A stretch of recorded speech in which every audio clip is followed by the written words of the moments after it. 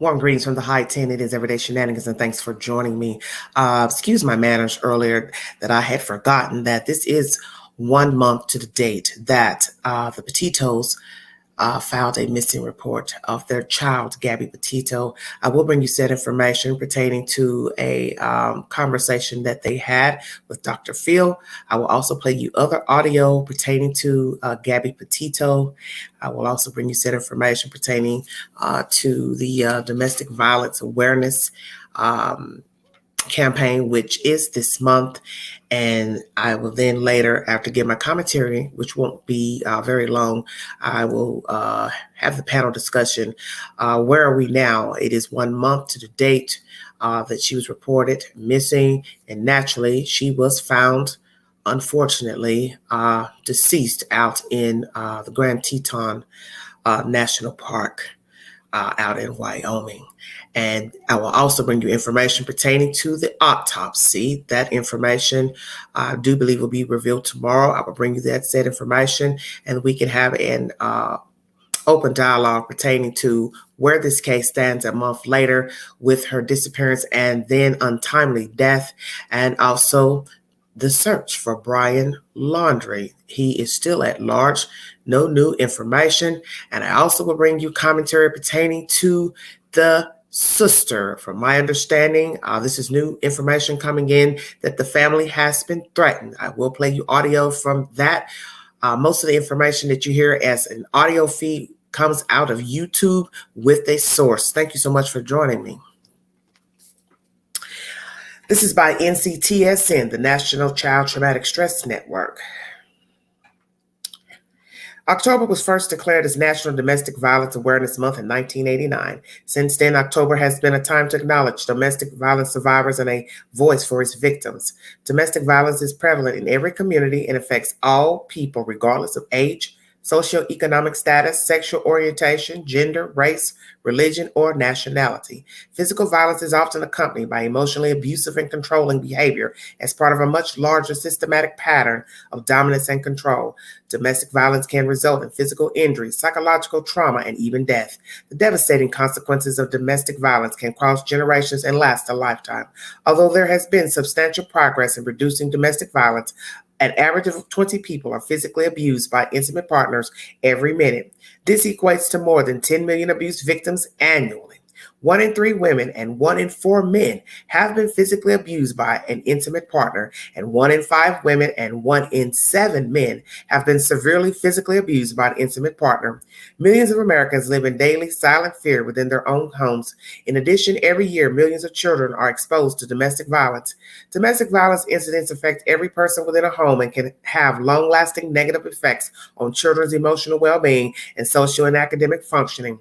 The National Child Traumatic Stress Network, which is the NCTSN, has compiled a list of helpful resources for parents, caregivers, children's teens, mental health providers, child welfare workers, law enforcement professionals, educators, and school staff, and policy makers. And inside this article, you will see the said information that they're talking about, the said resources for educators, other resources in this said commentary on this page. It is the nctsn.org if you need verification. As they have said, domestic violence affects everyone, especially if there are said parties living in the home. If there are children in the home, naturally, watching someone be physically and mentally and verbally abused will somehow affect the children. And most children will have the propensity to also act out that said violence while in childhood and as adults.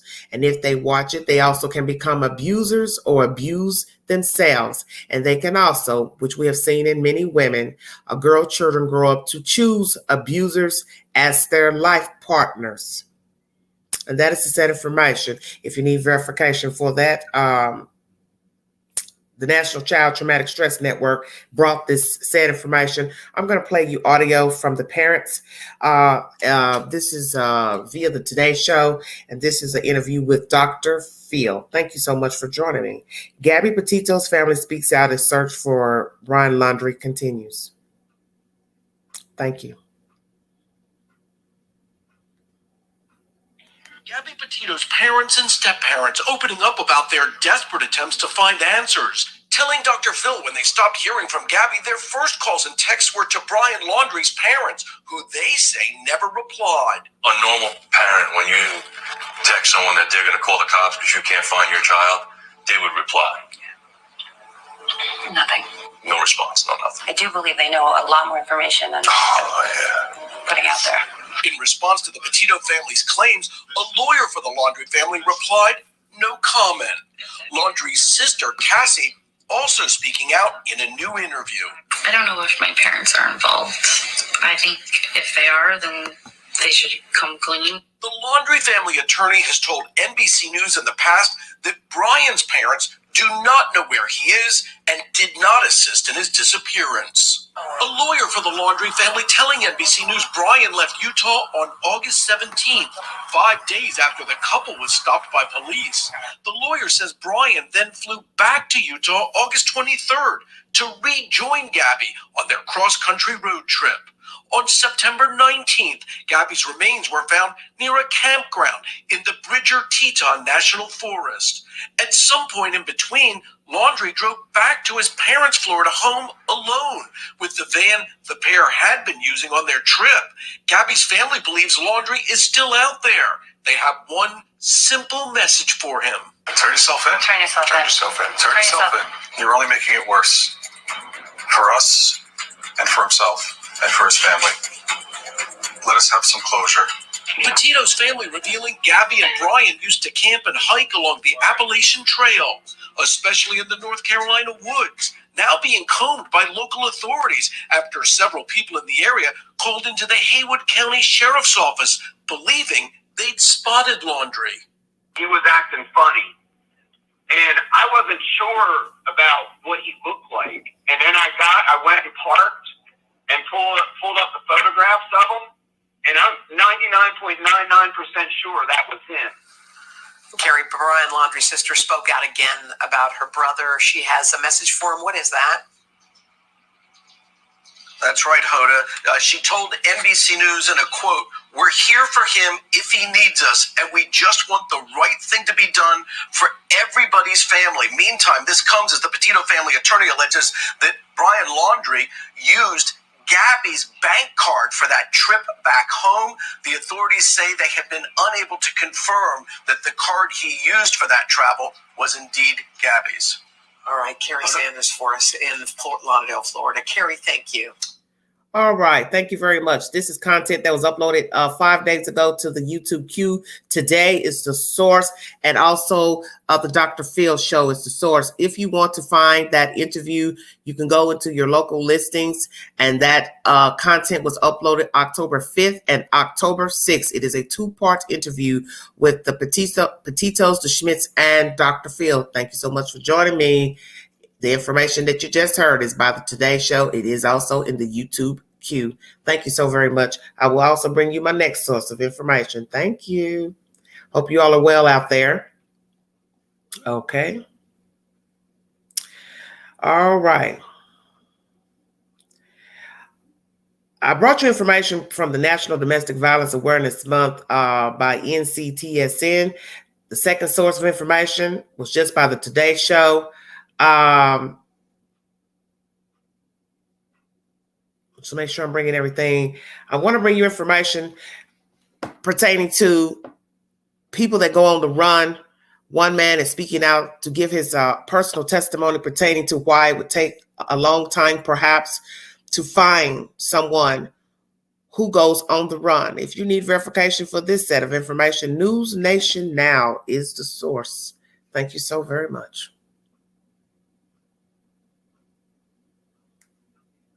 Down fugitives and what the hunt for Brian Laundrie might look like tonight. We've got a new perspective. Life on the run from federal authorities from someone who lived it. Seth Ferranti was once on the U.S. Marshals top 15 most wanted list for federal drug trafficking. He evaded authorities for 2 years before he was discovered, even faking his own death. Seth served more than 2 decades in prison, and now he is a free man, and he's also become a writer and a producer. And Seth is joining us tonight live. Seth, great to see you. You were on the run, as I said, for 2 years. You were captured. What were some of the challenges you faced as a fugitive as we watch authorities look for Brian Laundrie tonight? I would say the most important thing at first, it was just the mental burden.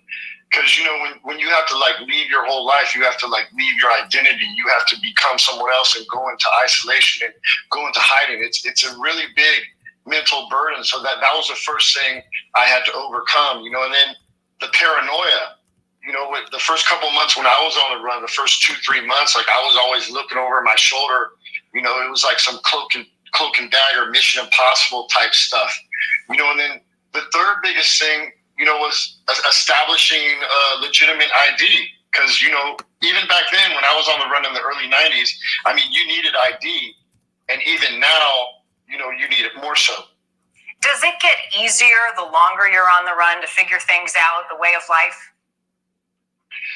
Yeah, after about 6 months, you know, once I had established some alternate identities, you know, and I kind of, you know, eased up because, you know, you kind of realize that, you know, maybe there's not any Sherlock Holmes on the force that are tracking, you know, your every movement and know where you are. You know, they're, you know, the cops and law enforcement, I mean, they're human. They're just looking for that break. You know, they don't have any type of supernatural powers. So, you know, but once they get that break, I mean, they're going to be coming like the cavalry. Were there times when you were on the run that you thought or you sensed that they were getting close to you and you would make a move? Yeah, not until the end. I mean, right at the end, like at that 2-year point, I had actually got arrested. So they printed me, so they knew it was me. And then I got back out, and it was like about a week or so. And I could feel the heat then, you know, even though, you know, I didn't see them, I could feel like the walls were closing in. And I'm sure like right now with the scrutiny of this case, I'm sure that's how Brian has to feel, man. I'm sure he can feel the walls closing in on him every day because, you know, even the early 90s, I was top 15 U.S. Marshals list, but I didn't have a tenth of the media attention or a tenth of the scrutiny that Brian has on him right now. Because, I mean, this is like all the nation is talking about. Right. No, and that makes you wonder if he's hiding in plain sight right now. I mean, we watched this search in the reserve happening, but if he's changed his appearance at some point, is he right in front of them and they don't know it? What are the chances of that? I don't know. I think he's holed up somewhere, man. I think he's in an apartment somewhere, you know, or a house. He's with someone, you know, like a safe house. I mean, personally, I think the whole Carlton Reserve thing and his dad going there, I think that was a ruse. I mean, they had enough time to plan that. So I think he's with a relative or he's with a friend, you know, that his parents are in touch with. You know, I mean, they're probably being super careful about it now, but you know, I do believe that he's close. I believe he's in Florida or, you know, a neighboring state. Well, based on very, very close. Seth, based on what you've seen and having been on the run, how important are allies? I mean, do you need people who are helping you along the way to stay in hiding? No, definitely you do. Because, I mean, the first thing you need money. I mean, you need people to bring you stuff. That's why you see so many criminals when they get on the run, they're like so desperate. They're like robbing banks or stealing cars, and that's why they get caught. When you have allies, when you have resources, when you have money, when you have people that are willing to put you up, that's when you can stay on the run for longer. And that's what makes life as a fugitive easier. Well, and you have to wonder, you're going to need some cash, at least in the initial time, to keep going. You say you were relieved when you were caught. Why? Oh, because, you know, I was living under these alternate identities. It's like every day or every week I would change like IDs. Like it's one day I was this guy, one day I was this guy. And, you know, I'm going out, I'm meeting people. I was a young man. So, you know, I needed, you know, the people. You know, I was a people person. So it was just hard to maintain that facade, you know, because you basically have to lie to everybody, you know, and that's just hard, you know, for me, the type of person I am, just to, you know, maintain that lie and maintain that facade. It was really hard. And, you know, even though I was doing it after 2 years, it took a toll on me. So when I did get caught, you know, I was relieved. You were relieved. It's certainly a much different time in terms of social media and attention that this case and the search for Brian Laundrie is getting. What do you think? Do you think he's monitoring social media? He's monitoring the news so he can try to stay one step ahead? Oh, I'm sure he is. You know, I mean, if he's someplace and they got cable TV or they got, you know, streamers, I mean, he's probably watching all the stuff, you know. He might be watching us right now. You never know. And I'm sure he has a burner phone, you know, something, you know, that's not registered in his name. So if he does have to have any type of communications. Wow. Really interesting perspective, Seth. We appreciate your insight tonight. Thank you. All right. That's News Nation Now. That is a fugitive. A man who once was a fugitive, giving his commentary. I've also brought you information from Mr. Seth a couple of days ago pertaining to his feelings on Brian Laundrie and what it's like being on the run. I brought you information the other day where he said he got tired of being on the run. He wanted to talk to people. He wanted to interact with people. And that is the whole point. If you are a social butterfly, and then you decide to commit a crime and then go on the run, it will probably be very hard for you to sustain being out there and not being able to talk to someone. Because as he said, most people get caught because they end up committing crimes to stay afloat, to stay hidden, to stay under the radar. So you will rob, steal, manipulate, con, find you a willing victim, someone that will take you in, someone you can charm, manipulate. And most criminals are charismatic. We have heard that from many women who have met scammers, schemers, liars. They were charismatic. They knew how to hold a conversation. They know how to will and deal. They knew how to get in your pocketbook. They knew how to ease their way in your home, behind your car. It's all the same. The game's the same. And see, it's what I call the art of the con, you see. And most narcissistic people, some, let's say, are known to be liars. Let's just keep it real. Most sociopaths are liars. And are we talking about a sociopath? Or are we talking about a psychopath that killed Gabby Petito? Everything's up for interpretation. Thank you. News Nation Now. What's the source for that said information? Thank you. Okay, so I've brought you information from the Today Show where the family spoke out on Dr. Phil's show last week pertaining to Gabby Petito. I also brought you said information pertaining to the National Domestic Violence Awareness information. Brought you information on that with the source. I'm going to play for you information. NCTSN was the first source I brought you about domestic violence. This last information is by News Nation Now pertaining to Mr. Seth Ferranti, who had been on the run before, and his said commentary. I brought you information from the Today Show pertaining to the parents speaking out on the Dr. Phil show. I now will bring you said information pertaining to Brian Laundrie's sister. I just got this information tonight. It says here that she has been threatened, the family. WFLA News 8 is the source. Thank you for joining me.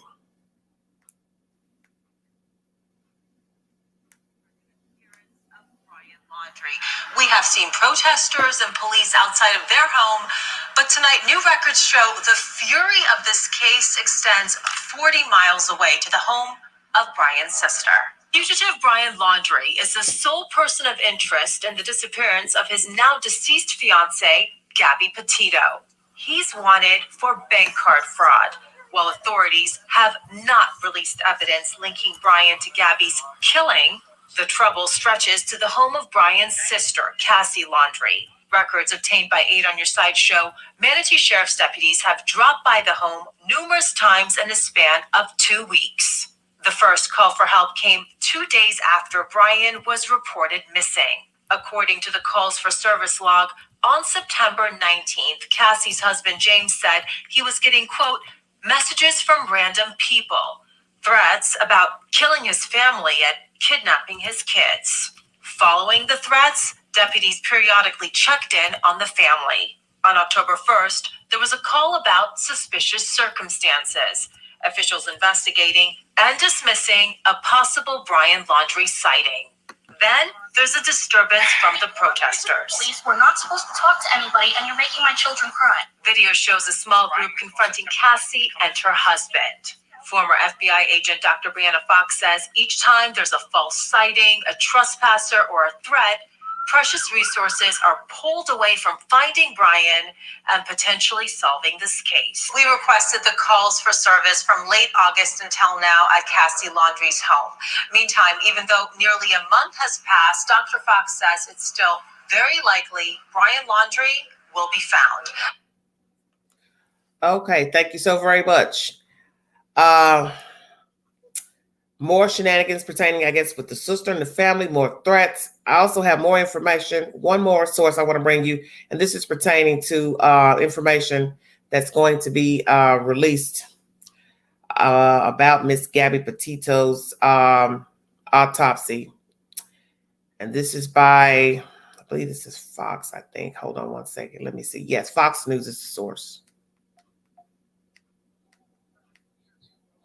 Now from Fox, I'm your host, Mike Page. Well, one of our stories that we have been following for weeks right now has been the Gabby Petito case. We've been with it every turn, every way that it's been going. We've been bringing you these updates, and it's really not only causing a lot of people to want to see, okay, what is the next development in this case? It seems like every time we do an update, it gets a lot of exposure, and we'll continue to give you these updates as we get them right here on Live Now from Fox. But we have a major update to talk about. It's going to be happening tomorrow regarding Gabby Petito's autopsy. We're going to be getting some fresh details happening tomorrow. So I'm going to bring in my colleague here, Daytona Everett, with the very latest. And Daytona, this is some big news. We could be finding some big information regarding this autopsy. Mike, this is what we have been waiting for weeks now. We do know now that the Teton County, Wyoming coroner, Brent Blue, he's going to be holding a virtual press conference regarding the final autopsy report of deceased Gabby Petito. Again, tomorrow. That press conference is going to be at 12:30 Mountain Time, 2:30 Eastern. It's going to be limited to members of the press, so we're going to be a part of that. We're going to be showing it live here on Live Now from Fox. The final autopsy report, well, that's going to probably include Petito's time and cause of death, which are huge to help investigators determine who killed her and how it happened. For a little background on this, if you haven't followed it from the beginning, the FBI on September 19th discovered Gabby's remains at a dispersed campground in the National Teton Forest. So Blue, the coroner, he later identified the remains and ruled that Petito's death was in fact a homicide. That was just the preliminary autopsy report, though. We'll be getting the final report tomorrow. Petito's parents reported her missing 8 days before her remains were discovered. The 22-year-old was traveling cross-country in that Ford Transit van that has gotten all the exposure with her fiancé, Brian Laundrie, when she went missing. So Laundrie, he returned home to his home in Northport on September 1st in the van without Petito, and her parents then filed a missing person report. That was September 11th.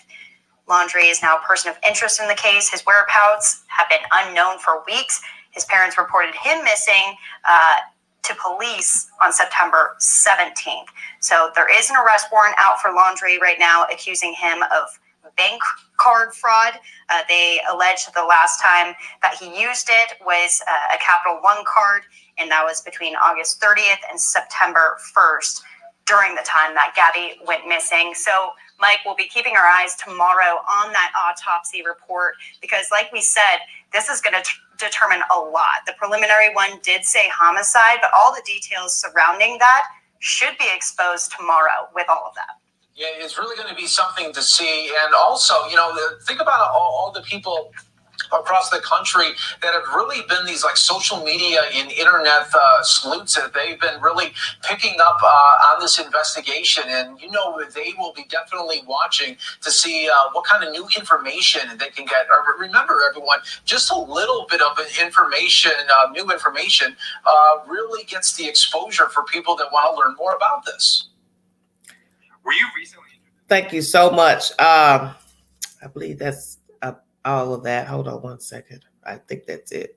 Yes, that's all the information. Fox Live Now from Fox was the source. So tomorrow at 2:30 Eastern Standard Time, the autopsy will be revealed pertaining to Gabby Petito, the manner of death, the time, and other information that they want to relay to the public.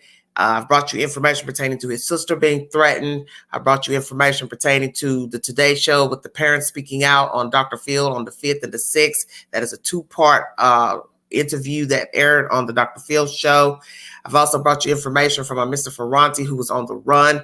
I also brought you that same information a couple of days ago. He's giving his personal opinion to what he thinks Mr. Laundrie is going through, plus what he went through as being on the run. He let it be known that he's tired of being on the run. He wanted to speak and talk to said persons. And I also brought you information pertaining to Domestic Violence Awareness Month, how it came to be, how the organization, the call started in 1989.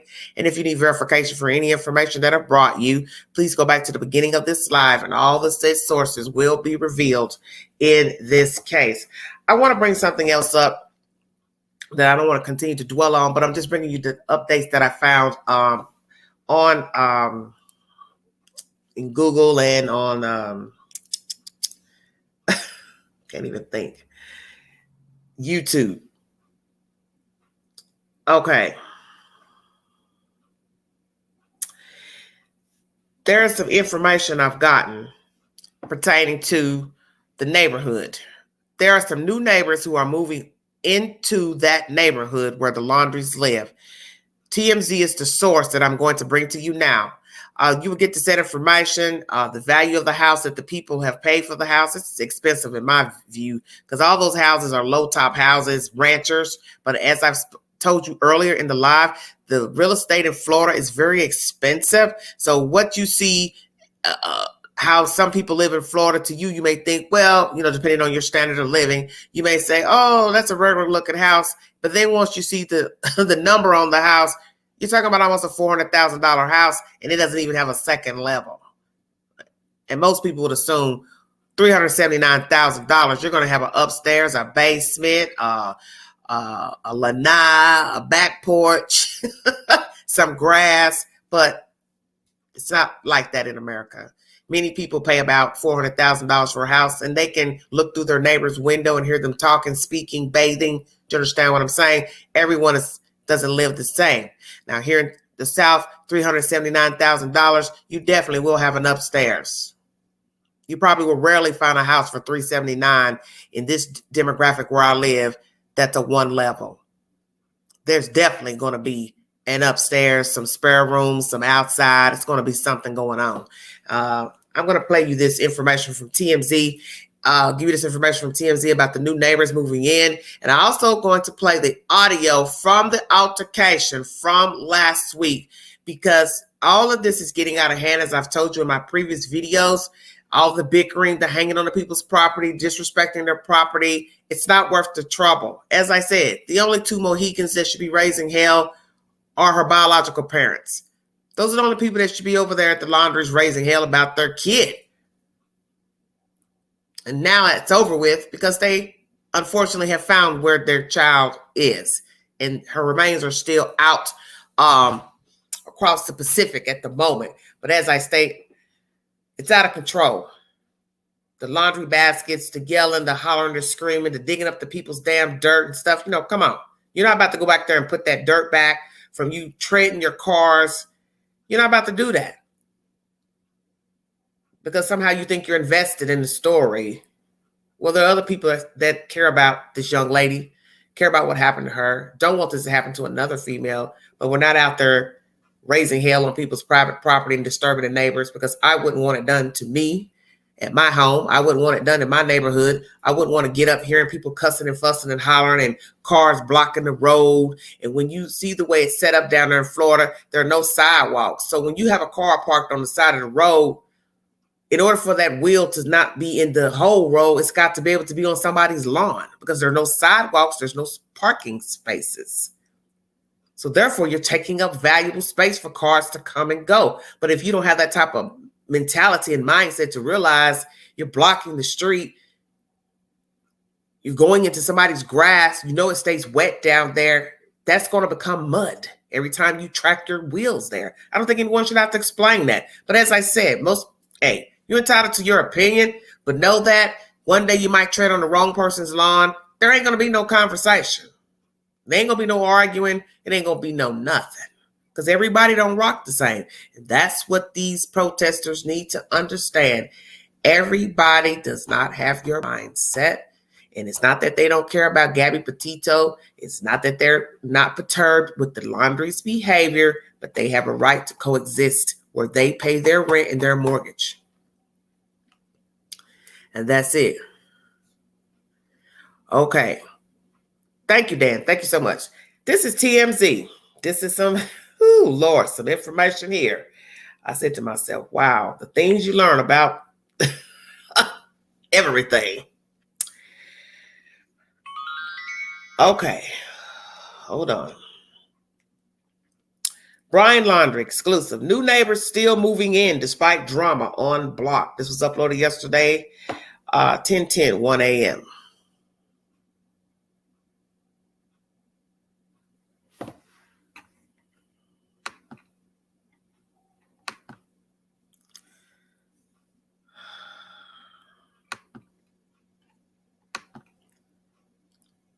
Just goofy.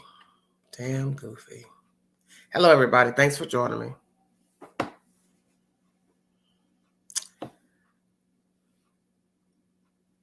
Brian Laundrie Street is home to media circus and tons of drama, but people aren't afraid to be his new neighbor because some folks are moving in just a few doors down. Alicia Colligan and Tony Gutistas, I don't know if I'm pronouncing this right, who represent one of the top real estate teams in Northport, Florida, tell TMZ, despite the media frenzy outside Brian's house, people are still swooping up houses on his street. In fact, the real estate agents say they just closed on a new home Monday that was purchased for $379,000, just a stone's throw away from the Laundrie's house. We're told the buyers were from out of state and expressed interest in the home prior to the Laundrie and Gabby Petito media madness, which apparently didn't turn them off. Brian's new neighbors even got a first-hand look at what it's like right now on the block, where tensions are running high between neighbors and protesters, even leading to a fight. We're told the buyers flew in for a walkthrough at the house last week and closed on the home, despite warnings about the media frenzy, easing fears for the real estate agents who worried the Laundrie case might scuttle the deal. It's interesting. We're told the Laundrie situation doesn't appear to be having a negative effect on the housing market in Northport, where home sales are still on the rise. Maybe being one of Laundrie's neighbors is a good thing. Some folks on his block are charging media up to $3,500 per week to set up shop on their lawns. Let me say that again. Some homeowners are charging the media $3,500 to set up shop on their lawns. That is the said information coming from TMZ. I will now play you audio from the altercation that took place last week. I'm playing you this audio so it won't be he said, she said, who said what, did what. It will be you hearing these people argue about what transpired in Florida, Northport, on the street where the Laundries live, so you can get an idea of what you think is right or wrong pertaining to people protesting and raising hell and throwing laundry baskets and mementos and things. All I can say is somebody is going to get hurt if this BS does not stop. Thank you for joining me. This is Everyday Shenanigans. You'll see a photo in here of the people set up in people's driveways with tents and media paraphernalia. And as I said, some are charging $3,500 a week for the news to post up. Here is the altercation that took place last week. Thanks for joining me. TMZ is the source.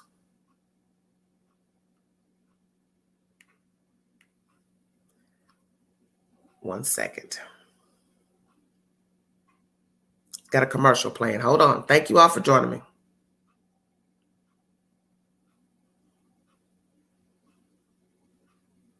And all new members, thank you. And people viewing, thank you so much for tuning in, and new subscribers. Amen. Hold on one second, you guys.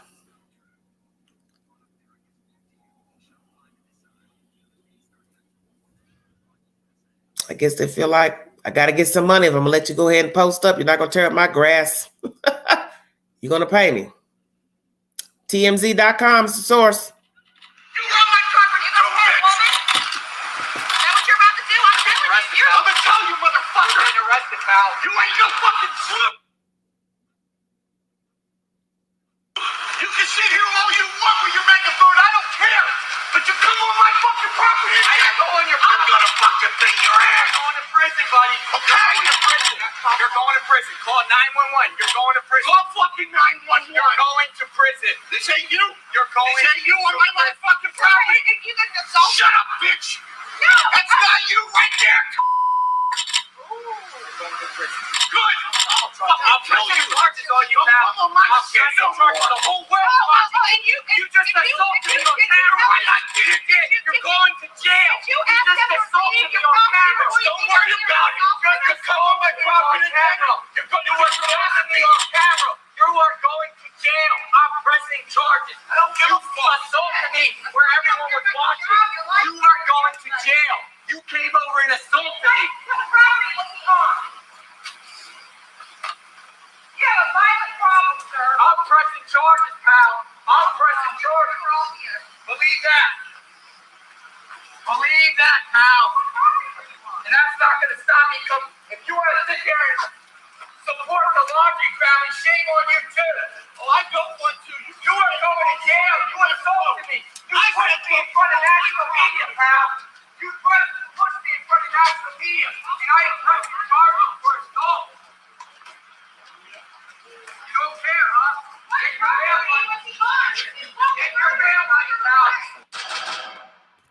TMZ is the source. If you need me to play it again, I will. It's not to play it to hear the profanity, but it's just to show you how things can get out of control and how people can get hurt. It is sad that a woman went missing on a trip with her boyfriend, fiance to be, not to be, however you want to word it.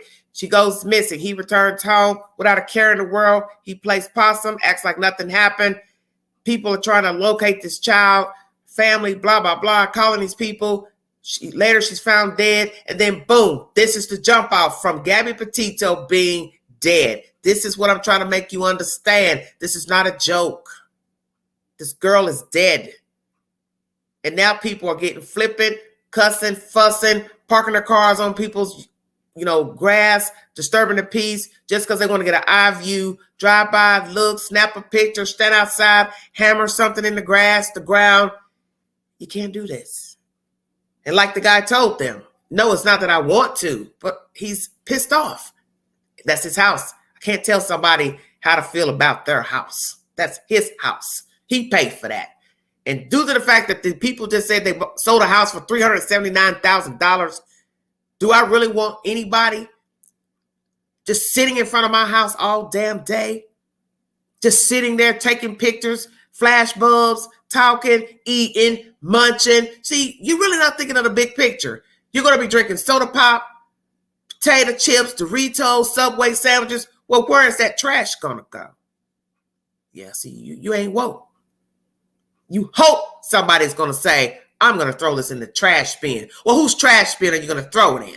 Because naturally, the only time somebody garbage can sits at the road is the day that the trash pickup comes.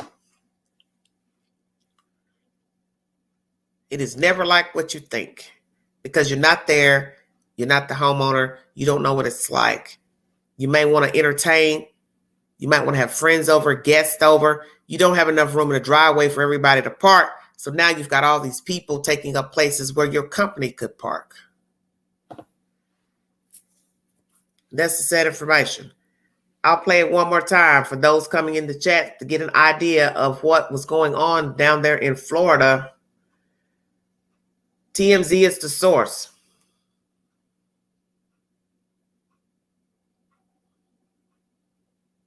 This is the altercation that took place last week in Florida on the Laundrie Street.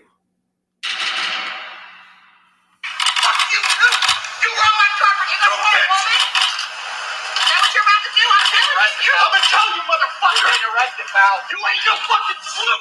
You can sit here all you want when you're making food. I don't care. But you come on my fucking property. I ain't going to your property. I'm gonna fucking beat your ass. You're going to prison, buddy. Okay. You're going to prison. You're going to prison. Call 911. You're going to prison. Call fucking 911. You're going to prison. This ain't you. You're going. This ain't you on my motherfucking property. Shut up, bitch. No. That's not you right there. Good. I'll kill you. Come on my shit. I'll charge the whole world. You just assaulted me on camera. You're going to jail. You just assaulted me on camera. Don't worry about it. You're just come on my property camera. You're going to assault me on camera. You are going to jail. I'm pressing charges. You assaulted me where everyone was watching. You are going to jail. You came over and assaulted me. You have a violent problem, sir. I'm pressing charges, pal. I'm pressing charges. Believe that. Believe that, pal. And that's not going to stop me. If you want to sit here and support the Laundrie family, shame on you, too. Well, I don't want to. You want to go to jail. You want to assault me. You pressed me in front of national media, pal. You pushed me in front of national media. And I am pressing charges for assault. You don't care, huh? Get your bail money. Get your bail money, pal. Thank you so much. TMZ is the source. Wow. That's the stupidest thing I've ever seen in my life. She's asking, which property were we on? Which property were we on? Well, my goodness, were you on different people's property? Were you just hopping from driveway to driveway that you don't know whose property you were on? See, that lets you know right there, you shouldn't be out there. You shouldn't be out there. Because the fact that you've got to ask the homeowner which property is his lets you know you have no business out there. You just have no business out there. They're designating a place to take things for Gabby Petito for a memoriam for her. They're setting up a bench. Someone decided to buy a bench for her to honor her and put in her name. That's the right way of doing things, to honor her, because I don't think she would be pleased to know, people out here fussing and fighting over her and somebody else could end up injured because we're trying to get justice for her. We know the Laundries aren't right. We know what they're doing isn't right, but you can't make them do what you want them to do. You can holler and scream all day, bullhorns, fuss and cuss, send dirty letters, this and that, put banners out, teddy bears. You are not going to get those people to talk. Not now, not never. They will speak when they want to speak. It's just the way it is. Thank you all so much for joining me. Hope you all are well. As I said, go back in the beginning of this video to get all the said sources.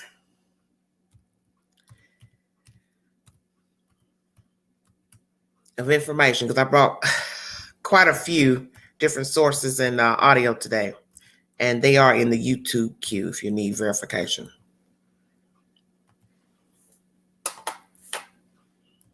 Yes, I know I'm late. Sorry about that.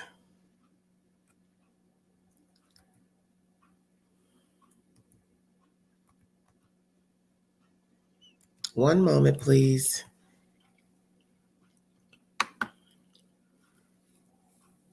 If you want to give your commentary about it being 1 month, well, it's after 12 now. So about 6 minutes ago, it was 1 month to the date that Gabby Petito was reported missing. And as most of you know, she was found deceased out in the Grand Teton Park.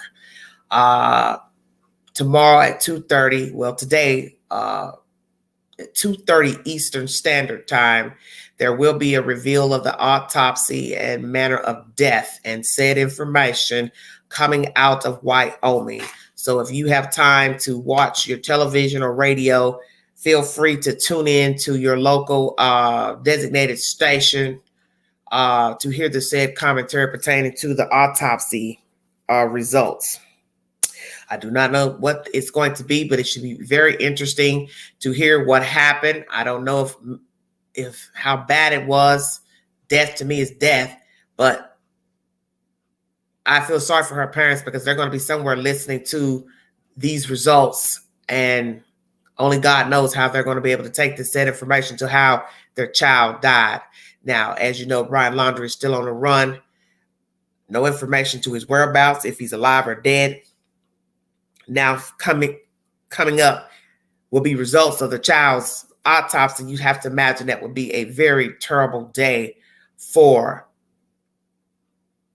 the Petitos and the Schmitz. Thank you all so much. Hit the link if you want to give your commentary pertaining to it being 1 month of this child being reported missing and also found deceased. Brian Laundrie's coming up on 1 month on the run. Did his parents aid him? What is to become of him being on the run? Will he be able to sustain himself on the run if indeed he is still alive? Other information I brought you earlier yesterday is that the person that was found off the down the embankment off the Blue Ridge Parkway in North Carolina is not Brian Laundrie. So where is this going? I also gave you a live yesterday pertaining to information I saw in the YouTube queue of a conversation. I do not know if this information is true or not, but someone allegedly that worked with Brian at the Publix said that his parents were wanting him out of their house back in May and that they were divorcing. Is that true? So that's why I did a video with a double title. Were they being put out of the house and are they divorcing the Laundries? As you know, they're thick as thieves at the moment, appears to be upholding their son. So where is their relationship now? Were they trying to put them out? Did they ask them to leave? Did they put them out? That's why they were going cross country. Who's to say? But I do find that information very interesting. Thank you so much.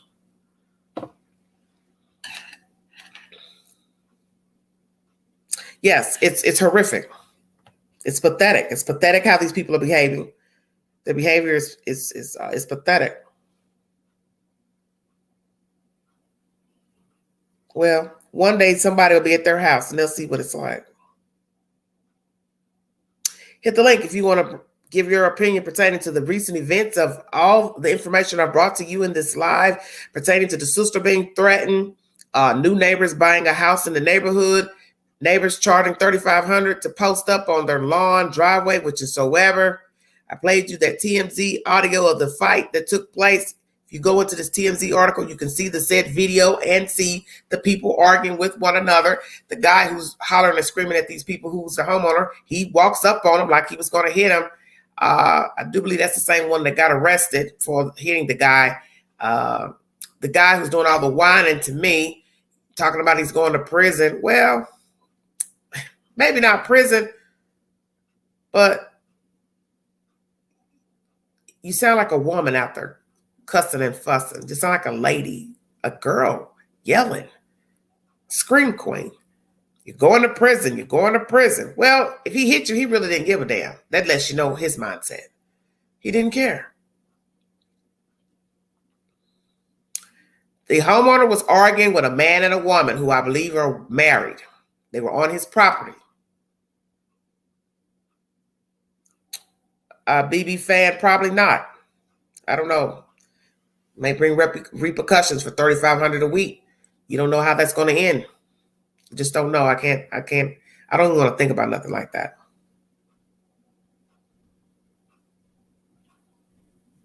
Yes, Big Sexy 71. $ Big Sexy 71, sweetheart. I'll put it in here.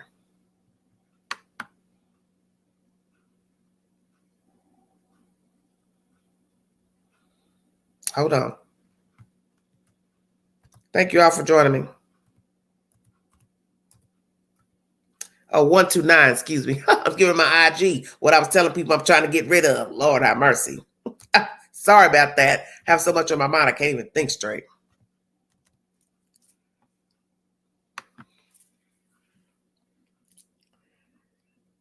Everything's got big in it, so you know the queen gets a little beside herself.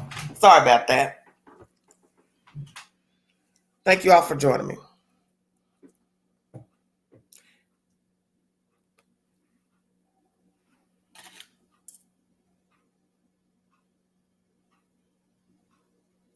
Hit the link if you want to give your opinion pertaining to this said information.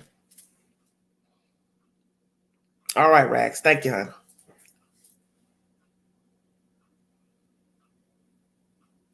Yes. Waiting for somebody.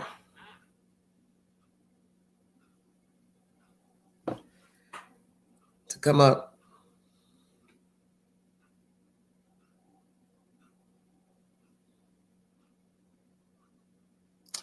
Oh, Lord, I got a horrible news break notification. Man, what is wrong with these people and these kids? Lord have mercy.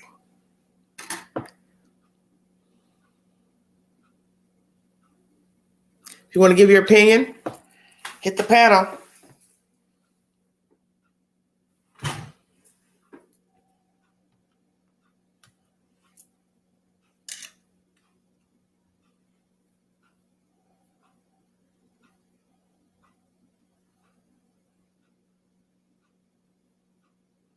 Yeah, it's very messed up. That whole situation is messed up.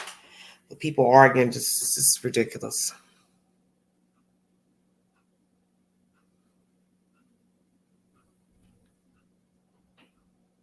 Who's dead?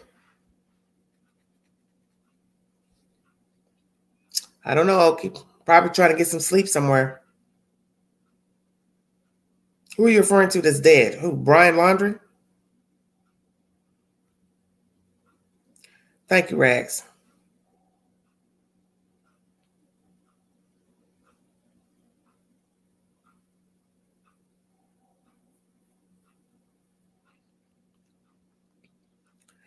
Okay. He may be. I don't know. Some feel like he's too cocky and narcissistic to kill himself, but I believe there have been some narcissistic people who've killed themselves. When push came to shove, the law showed up. They took their own life, such as that punk B down in Florida that took his life last week, Mr. Sharkey.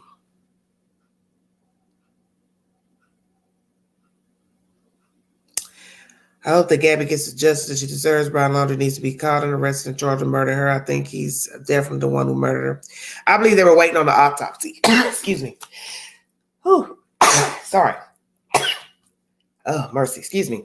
I believe that's the reason why a murder indictment has not been handed down. It's because they were waiting for the manner of death, time of death, all the things that you'll need to put into the indictment. So that's 9 times the reason why a murder indictment was not handed down. Thank you. Hold on 1 second. Your devices aren't hooked. Ricky Hinkle. This is somebody not crazy. Jesus Christ. Thank you, Pamela.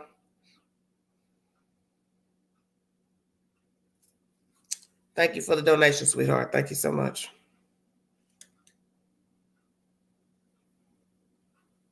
Hello, Samantha. How are you?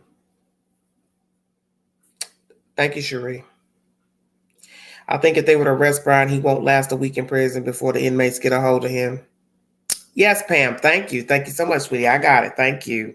Well, my thing is, we've said that so many times about certain criminals when they went to jail, prison, and most of them made it just fine. They're able to do interviews, show up to court. Sometimes we wish the worst on these people, and nothing happens to them in jail or prison. Nothing. It just depends on the day that somebody wants to do bodily harm to them. Okay, I'm not sure. I think there's a possibility that he could have harmed those other ladies. Anything's possible. Anything is possible. Hinkle, you don't have your devices hooked up. Hit the link if you guys want to give your commentary now. I'm already approaching hour 1. Thank you.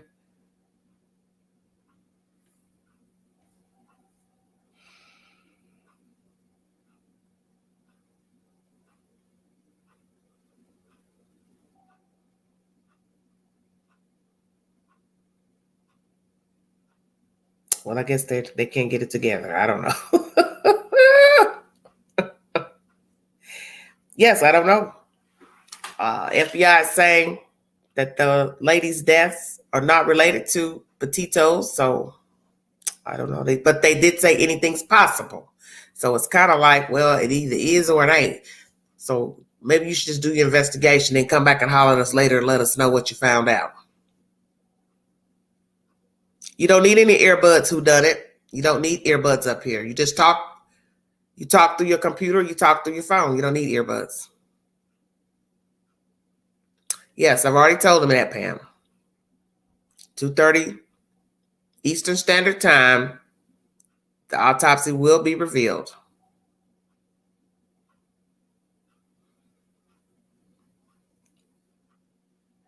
Who done it? You don't need earbuds. Nobody gets up here with earbuds, dear.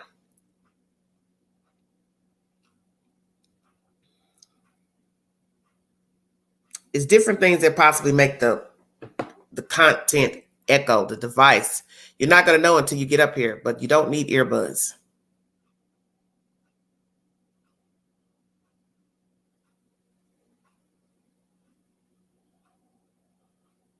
I don't think he's out there killing squirrels. He was not an outdoorsman. Brian curled and died. IMO. Okay. Yeah, I'm getting it out there, honey. Rag said, just mute, I meant. Yes, I wish somebody hit it. So I need to take a quick break right quick. So I wish somebody would hit the link so I could not have dead silence up here while I step away for a minute.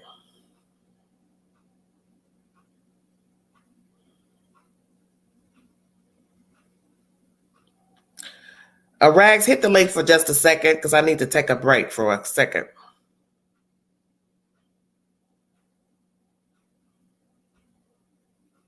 Well, we might be. Brought commentary on that as well. Some people thinking that it may be a long time, which I don't know what you consider a long time. 1 month, 2 months, 3 months? I don't know. Okay. Please, hey, give your opinion pertaining to the updates I gave and just talk away. I'll be right back, honey. All right. Okay. I think I agree with you on that they need to get out of that neighborhood, get the neighbors a rest. It's been too long, too much.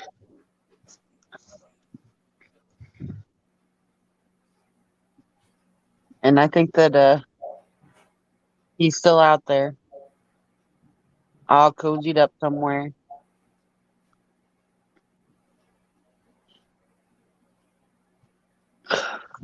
How are you guys tonight?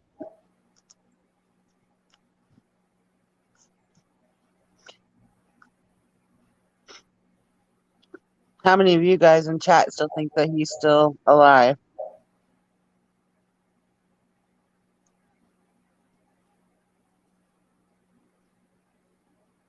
We'll go off Sean's question there.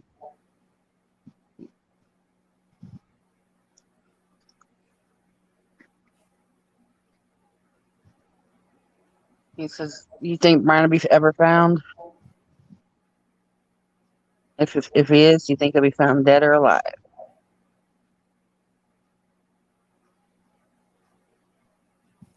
Yeah,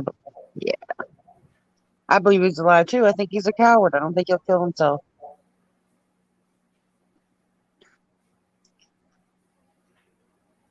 And I think if he was down there in the swamplands, they'd found him by now.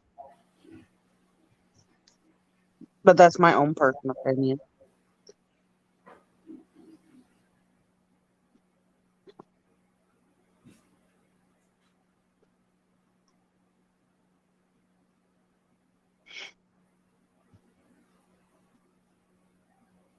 Yeah, I believe he's a coward. Too coward too. And seeing that pictures of him all smiling up with his mom and his sisters and his nieces and nephews, or I think they're both nephews, while Gabby's just laying out there, just irked me so bad.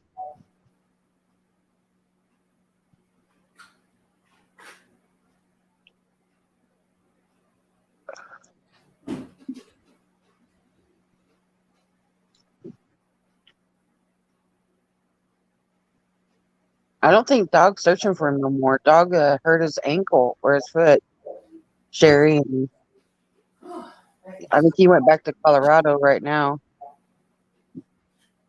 He may still have a team down there of his looking for him, but I don't think Dog's still down there looking for him right now. He got hurt. Do you think that's the truth? I was going up to what you said last night. I said, do you think it's the truth? Mm-hmm. Yeah, because he was too much up into the cameras trying to get his name into it and get himself incorporated into it to pull himself out so early. Either that or he went out there to try to find him. He can't, even though he swore he was going to, so now he made up an excuse. Well, I hurt myself. Sean says he thinks it's 50-50 chance that he'll be found alive, but I hope he's found alive so he can pay for basically what he did for Gabby, assuming that he was the one who had killed her. Okay.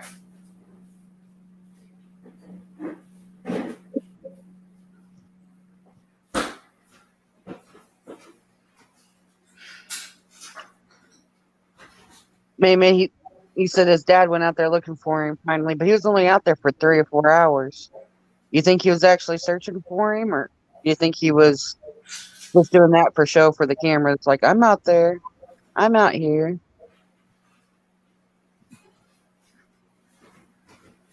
So you think he was genuine? I think he was just doing it for cameras. He wasn't out there long enough to do anything. Who you talking about, the father? Yeah. Oh, okay. Wow. Not Dog. Yeah, not Dog. Okay. You're a Dog fan. I don't know about, like you asked about Dog a while ago. I don't know if he got out there and it was just he couldn't find him and he tried to make up an excuse because he swore he was going to find him within a week.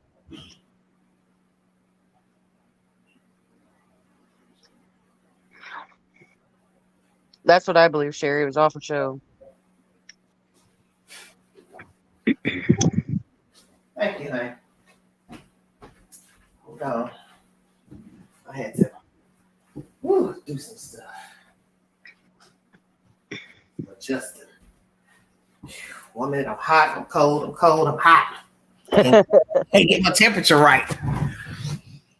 Okay. Are you back? Yeah, you can stay up here, you can go down, it don't matter. I think I got Soul Survivors down and everything. So hello everybody, thanks for joining me. Go on and give you a quick pick.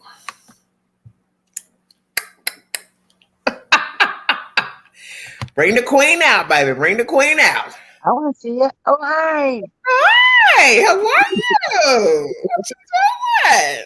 Oh, who done it's up here? Sorry about that, honey. You just sit up here waiting. Honey, queen had to go. Okay, I'm going to go down then because I don't think. Okay. Hi, how are you? Uh-oh. Turn your devices down. Who done it's up here? Sorry about that, honey. Good to see you, queen. You got to turn the... Okay, I'm going to go down then. Okay, you got to turn your devices down. Me? Uh-oh. Turn your devices down. I can't hear with the stuff going. You gotta turn your devices down. How y'all doing? Queen been looking rough, honey. I've been, ooh. That's why I don't show myself. Some days I just don't feel like, being on the camera. But thank you. What? I think Chris had clothes and a pair of boots in that bag he had when he went to go search for him. Oh, wow. Was the bag that big? Jeez. I'm dead. Let me see if it's on. He went to go search for him. Oh, wow. Your devices are... Yeah, you can't talk, baby, but your devices are on. It's echoing, baby. All right.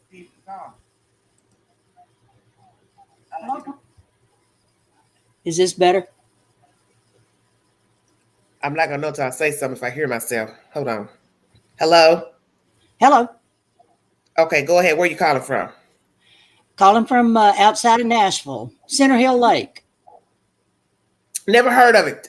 How far are you from Nashville, baby? I'm about halfway between Nashville and Knoxville. If that.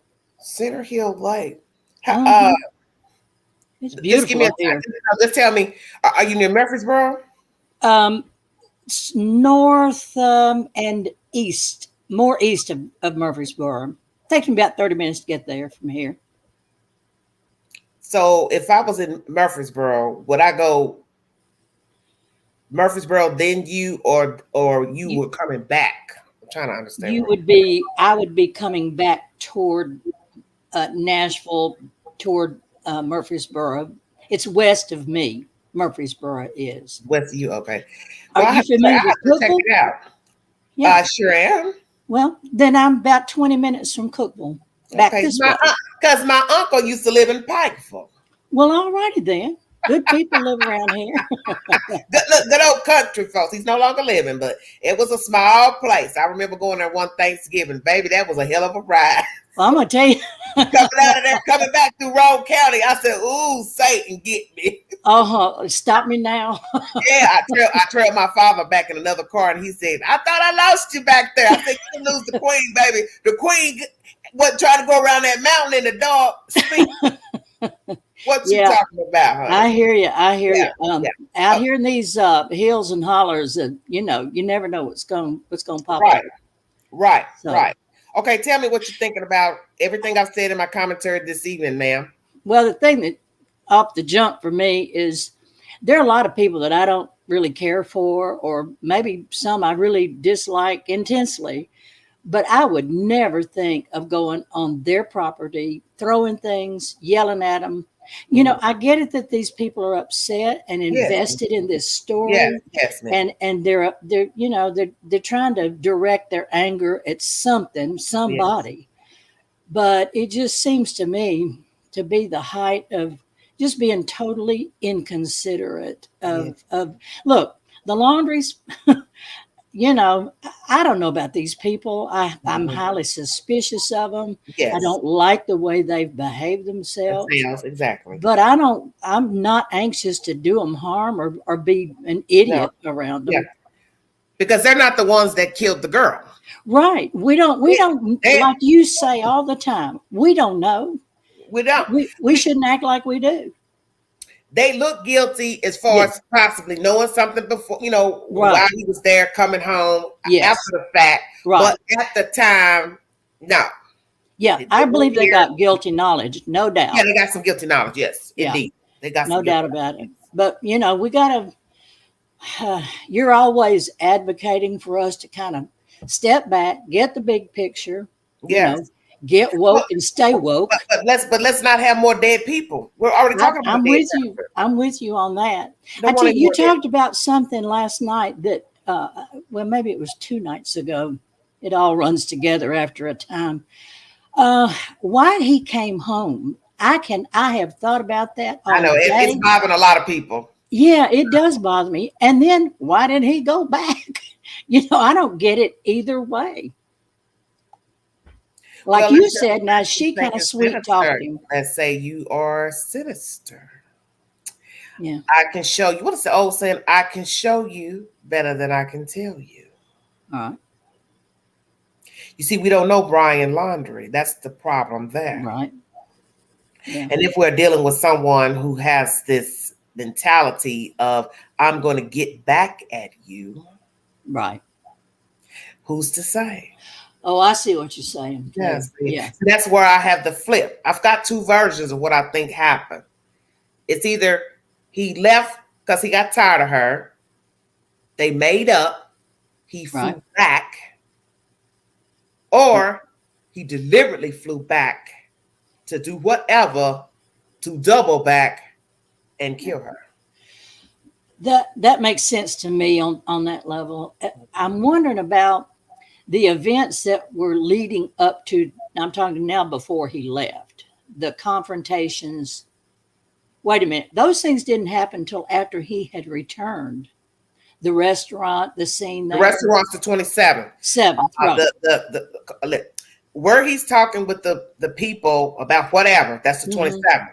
The 12th is the police stop. So you're talking about a 15-day interval where these two have bickered back and forth. Yes.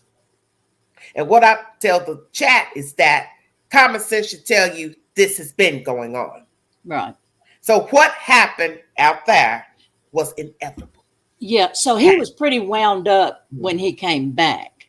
That's what you're saying. I'm sure he was wound up, period. Yeah. See, yeah. Well, to start with, it was in the making. See, I agree with that. I totally agree with you on that. This was in the making. Some people will not want to understand or hear that, but it's obvious when you look at the timeline of the 12th with the police cam, the 27th, right, at the restaurant. We don't know what actually took place there, but something was not nice. Right. He was a walking time bomb. He is a walking time bomb. He's been a walking time bomb. Whatever happened in Wyoming was going to happen in New York, Oregon, and Florida. Yeah, I agree with how you position that, because like we were seeing her videos and their videos, and it all looked happy and gay and funny and, oh, wow, what a great time they're having. But when the cameras shut off, there are things that go on that we have no idea what all is happening for a long time. Why would she show that? I'm not getting ready to show you that side, because I don't owe you that side to show you, just like I'm not getting ready to run this camera all day to show you when I'm hyped and pissed off and mad. Right. Understand? Yeah, we're not going to show that part of ourselves, because the image that is being presented to the public is of people who are out living a great life. Yeah. Kind of deceptive. And to her, she was trying. I have to give it to her. Yeah. She was trying, because who could want to film? Let's just go there. Who would have the energy to film dealing with that? Right. Somebody getting flipped, going off. Maybe I'm pushing their buttons. I don't know, because I don't take no sides on who was bickering with whom and who was pushing whom's buttons. But the fallout was unnecessary. Brian could have easily kept it moving. She could have kept it moving, but they didn't. And that's where the problem was. Right. Nobody decided to fold out of the relationship. Each said, well, we're going to go one more round. You know, it's like boxing.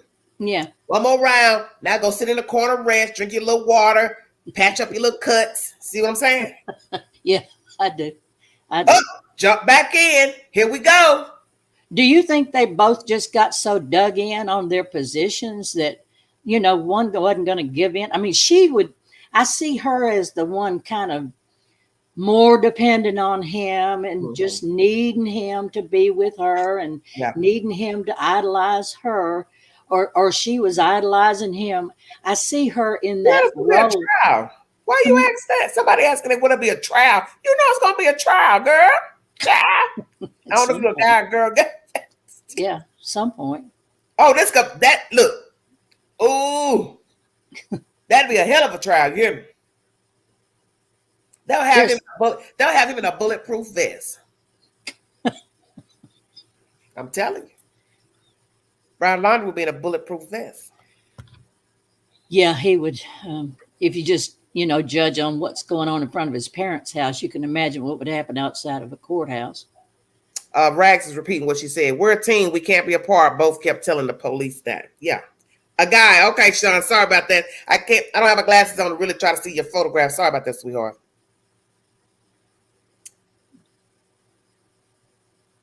Yeah, that's be a trial. And it'd be a hell of a trial.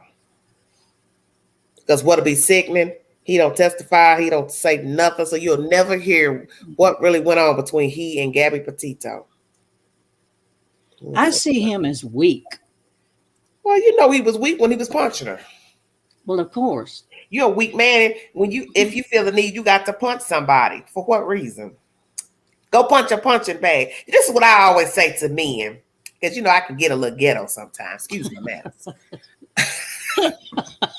Us Southerners, we all the same, whether we black or white. We either hillbilly or ghetto. We take your damn pick, or we gonna mix of it all redneck/ghetto. Come on, Queen. We can get street on you real quick. Go whoop on somebody your own damn size. I'll wait. It's always somebody really weak that needs to make themselves feel stronger by overpowering someone. I bet you he wouldn't punch a man. Now, I'm going to tell you something. A lot of people will say, a man that hits a woman won't fight a guy. Now, that's not true, because there are some guys who like to get down and they'll fight anybody. Mm-hmm. They'll fight grandmama, woman, man, child. Did you hear what I said? Yeah. You got some like that. They just mad at the world. It doesn't matter who it is. But you got a lot of men who are just women beaters. They're not going to ever fight a man.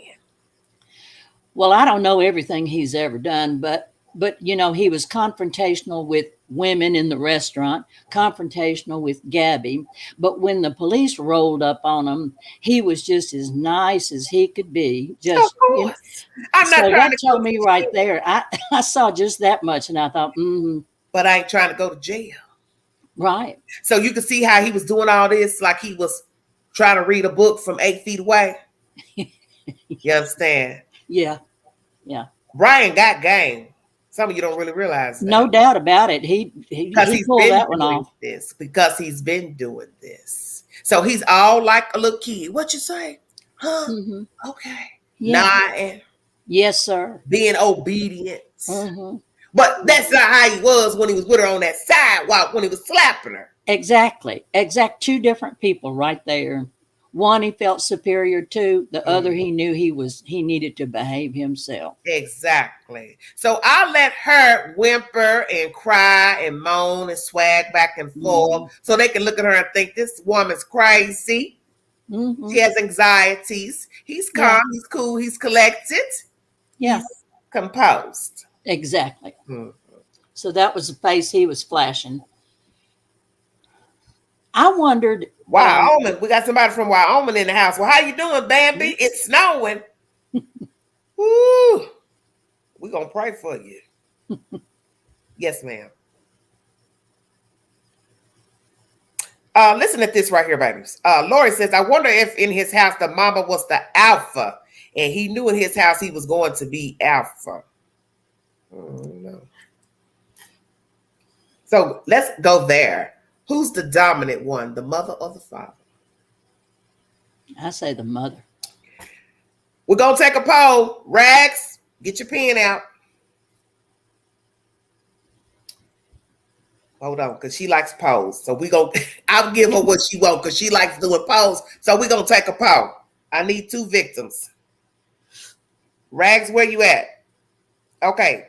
Bambi says the mother. Okay. Wait a minute. Don't start yet because I got to have the people take the polls first. Okay. Rags takes yes. Who's going to take the no?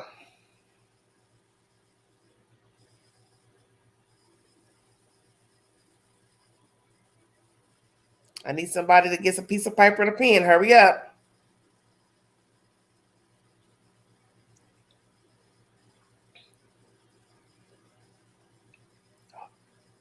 So you taking the no's? All right.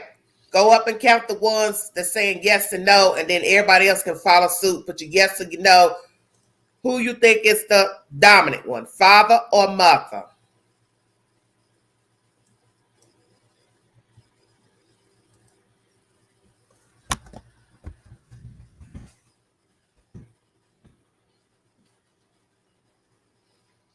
So you all just put father or mother or Rags and so. A lot of mothers. 1, 2, 3, 4. What do you think? Who done it? I say mother.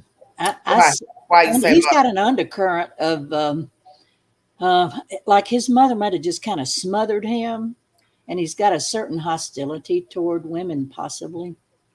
Could it be, do you believe, because this is the one question we have not discussed in my chats pertaining to the parents, do you believe the father beat the mother? See, that's something you didn't think about because you know that most men who beat women saw abuse as a child. So who's beating whom in the Laundrie family?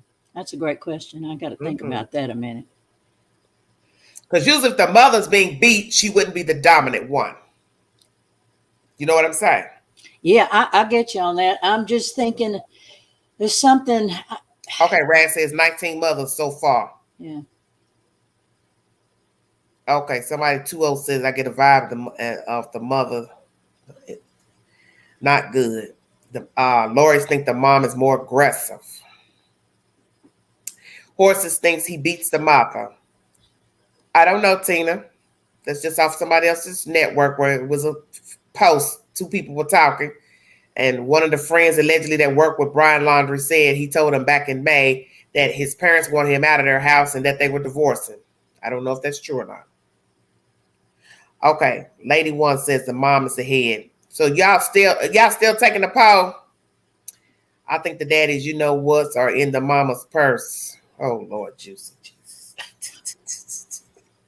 Well, she would need to pull him out of there. He might need him one day. Look, him might need him testicles. At least one of them. Woo! Shut your mouth. You almost make me say something. I'm trying to keep this live clean talking about that girl. But girl, you almost make me say, girl. Ooh, Satan, get away. Look, have you seen just one? Yeah, get on behind us now. But you what I said? I heard you. Have you seen? He only got a man ain't got but one. Shut up. Oh gosh, yeah. Baby, look, you looking like, baby, what happened?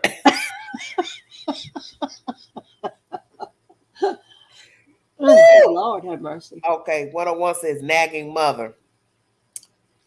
Smothering mother, I say. Mm-hmm. She smothered him, I think. Okay, Rag says I'm sending at 24 for Mommy Dearest. Okay. Mommy Dearest, yeah. So what you got for the father?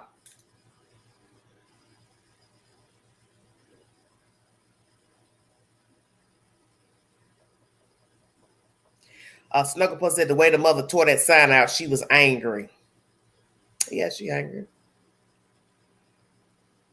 7 for the father. So right now in the chat, I got 159 viewing. It ain't but 24 you hollering for the mama as the dominant source of the relationship. Now, what did you say? Who done it? Mother or father that's dominant? I think it's the mother, but I'm thinking the father is the planner. You know, like come home, son, we'll figure this out kind of thing. Do you believe he told them the truth before or when he got home or no?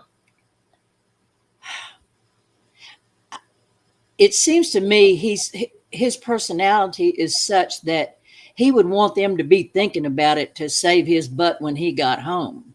I don't know if he told them everything, but enough for them to come up with, hey, what do I do now?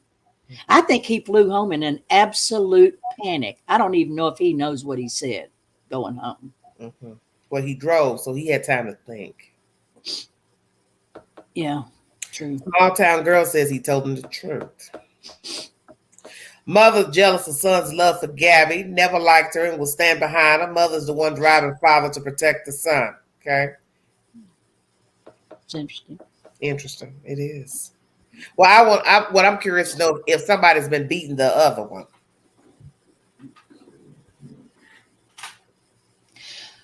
Well, they say, you know, children learn that behavior somewhere. 2 so far saying he told. He told. Mm. Well, Lori, what are you yesing to?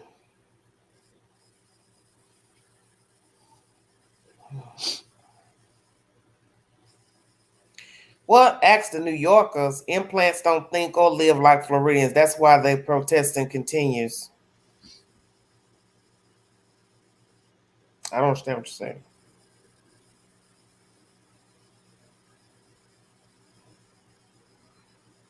Do you think they'll find him? Do I? Mm-hmm. I don't really know. I get the feeling that he's kind of a pseudo survivor. Like a Bambi. Talking about the daddy was smiling when they got him away from the mama. I'm dead. Mm. Take me to the whiskey bar while we out here in this reserve.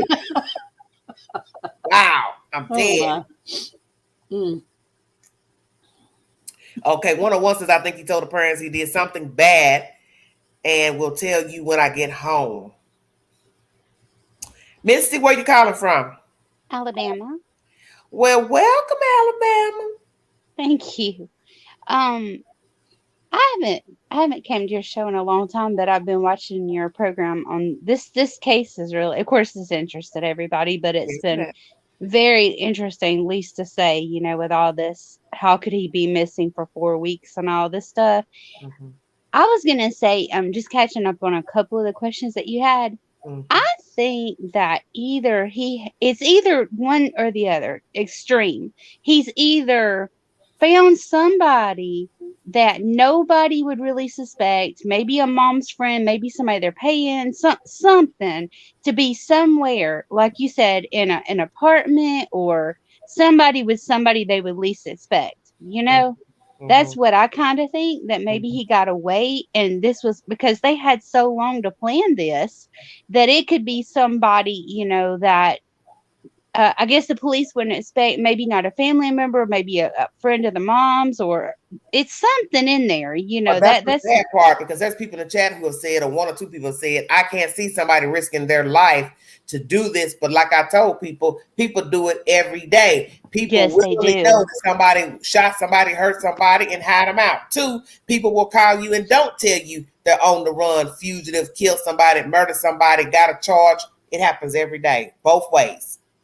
Exactly. And you have to think, if they know people from all the way from here to New York, they've been, it could be anybody in it. And what I would do, I mean, I'm just saying, I wouldn't hide my son like that, but I'm just saying that's me. I would feel like my son is more of a risk out in the woods or out in the public, because some of the police officers, if he were to come at them or whatever, they may go ahead and just shoot him.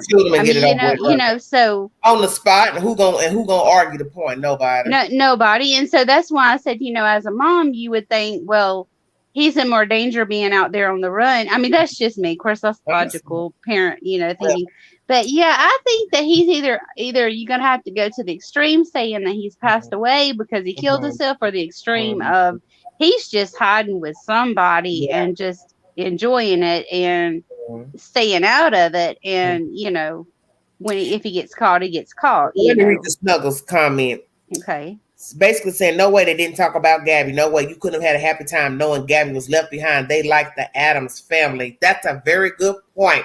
See, you could chop this story up 1,000 different ways. You're never gonna know the truth because we don't know these people. What the hell did y'all talk about on the 6th? What the hell you talked about before the 6th? You riding the bicycles around the neighborhood with your mama when you first got back. Weird. You just killed somebody and you're riding a bicycle around the neighborhood with your mama. That's what Miss Guthrie told the news day 1. On the 6th, all of y'all eating s'mores, what Cassie said. Ain't nobody said nothing about Gabby in the 3 hours y'all were together, 3.5 hours. Weigh in, because I want to hear your opinion on that. Just like that picture that she showed of her and her son, on that day of the 6th, where you could see his face and he smiled and everything. I mean, he is either. Wait, slow down. What picture? Okay, Cassie, when she did the Good Morning America second interview. Well, her son is over there over by the water on the rocks. Yeah. Yeah, and Brian was up there. Standing up, on the rocks or something. Yeah, what about it? Yeah, it looked like he had a smile on his face and everything. And so why you want me smiling? Yeah, I'm saying it's the weirdest family, because they just don't. No. Yeah. Empty. Yeah. You're empty. I think they were trying too hard to look normal. Like it's an easy day. Do you understand? A lot of people are empty because they came from empty people. That's why they don't feel anything. I know somebody right now, I say this all the time on my live about somebody I know. They are empty inside, because I listen at the things that they say, which leads me to believe that they're empty because they don't have empathy. Do you understand what I'm saying? Now, I've met the person's parent many moons ago. I would never equate this person with the human that the parent was. Do you understand what I'm saying? Mm-hmm. Yeah. But you also don't know people either. But this person is empty. They don't have that. As you see them people beaten, stuck down in the grass, I know this person would never. ever do that. I could tell this person right now that I got a notification in my phone of a missing child, woman, and they'll just be, okay. Do you see where I'm going? They don't feel what others feel normally. They don't got it in them. And I said something to the person. I said, you don't feel very much. What's wrong? It don't concern me. That's what they said to me. It don't bother me. It ain't my problem.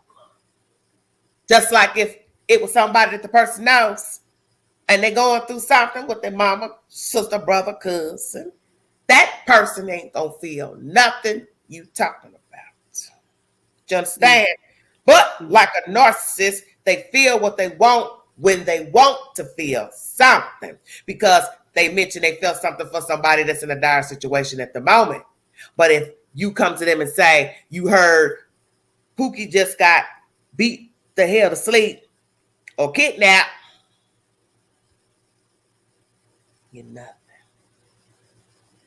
Yeah, because this that's sociopathic behavior. Yes. You're right, sociopathic. This definitely shows that, because he comes home with a van, they go off like la la la, and they're having the best few days and everything. Then they have this attorney there, and just like nothing's going on. And then when Gabby's parents call and just want to know, they don't even make up anything. Like, they don't pick up the phone and say, oh well, she's not feeling good, we'll get her to call you back, or you know what I mean. Like, they don't say nothing. I mean, they just complete, like you said, just complete emptiness. No answer and no sympathy that, hey, their daughter is really gone, or nothing. And that's what makes me think that he's either really, really stacked up somewhere, just someplace the police would never think about because they don't connect it with a mom or dad or whatever. And so anyway, I won't run that in the ground. But then the other thing that I do think that mama runs the house. I think that she runs the house, and whatever she says is going to go. And I will say, like, my little brother didn't turn out this way, but at first he was turning out this way. I have a brother that's 16 years younger than me. So when I was 16, he was born, and my mom and dad gave him everything that he wanted, pretty much within their reason. They babied him, all that. And me and my sister my sister's like 12 years older than him. I'm 16 years older than him. Patrick has turned out to be a wonderful man, despite that. But up until he was around 18 or so, he wasn't required, like me and my sister, to get a job. None of that, So he really, when they pushed him out the door, it was like, I don't even know if they really realized, because they were close to 40 when they had him. I don't even really realize, if they really, really understood what they were doing to Patrick. Because as soon as he, got out into the real world, going to school, doing stuff, having to work and everything, his eyes opened. He was like, oh my God, I didn't know that all well, this it's the was real going. world. Yeah, and so my brother will be 32 coming up in November, and he's got 3 little girls and a great family, and my mom has since passed. Patrick has done really well, but I can see where, this even goes. Patrick moved out like when he was 18. I can see even where this goes, as far as like having this 23-year-old who's never lived any kind of real world. He's always had mom and dad to take care of him, so why wouldn't he run back to mom and dad, preferably mom, and then that age, well, he had nowhere else to go. Exactly. And then, there's that age gap between him and his sister, so it's hard for her to relate, because she was already, I can imagine, even though they said they lived together, whatever, it's like me. I got married when my brother was 4 years old. Okay. So I was already out. Wait, how old were you? I was 20 when I got married. Ooh, yeah. And my brother was 4, yeah. And so now I'm 48, and my brother's about to be 32. And I pride myself in knowing now what a good man he really was. But at the time, and even at the time that it started hitting him, like, oh my gosh, fortunately, my brother's the kind of person who has a big heart, a lot of things going for him. But I could easily see where, if it kept on like that up to age 23, he would have known no better, I mean, well, I'm not saying he would have known better. I'm just saying that's how he, how him or any 23-year-old that's never, I'm not gonna say that it's, well, okay, it's a way that you raise them in the home. If they're they're going to school or something like that, working, whatever, and it's just them or whatever. And first of all, I'm like you, I would never let, and I told my son that. I have a 22-year-old son.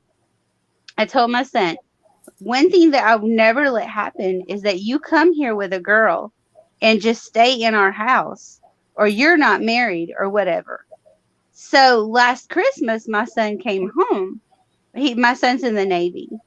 And last Christmas, my son came home with a girl. Do you know about not even an hour later when he came in here? Because I'm thinking, where the heck are you going to stay? Because you ain't sleeping in no bed here with that girl, even though you're here on a visit. I just don't. Wait. Slow down. What you mean he brought her? I don't understand what you're saying. What you mean? Okay, so my son is in the Navy, and he only gets, a certain amount. So he brought a girl to your house to stay while he visit home? Yes, ma'am. Okay, so now I want you to think about what you just said. What made him think that he could even do it? I'm going to explain it to you. Yeah, thank you, because I'm sure listening. Yes, ma'am. I'm going to explain to you what made him think that he could do it. Because about 4 months before that, he married this girl. Oh, wait a minute. He showed up with my daughter-in-law.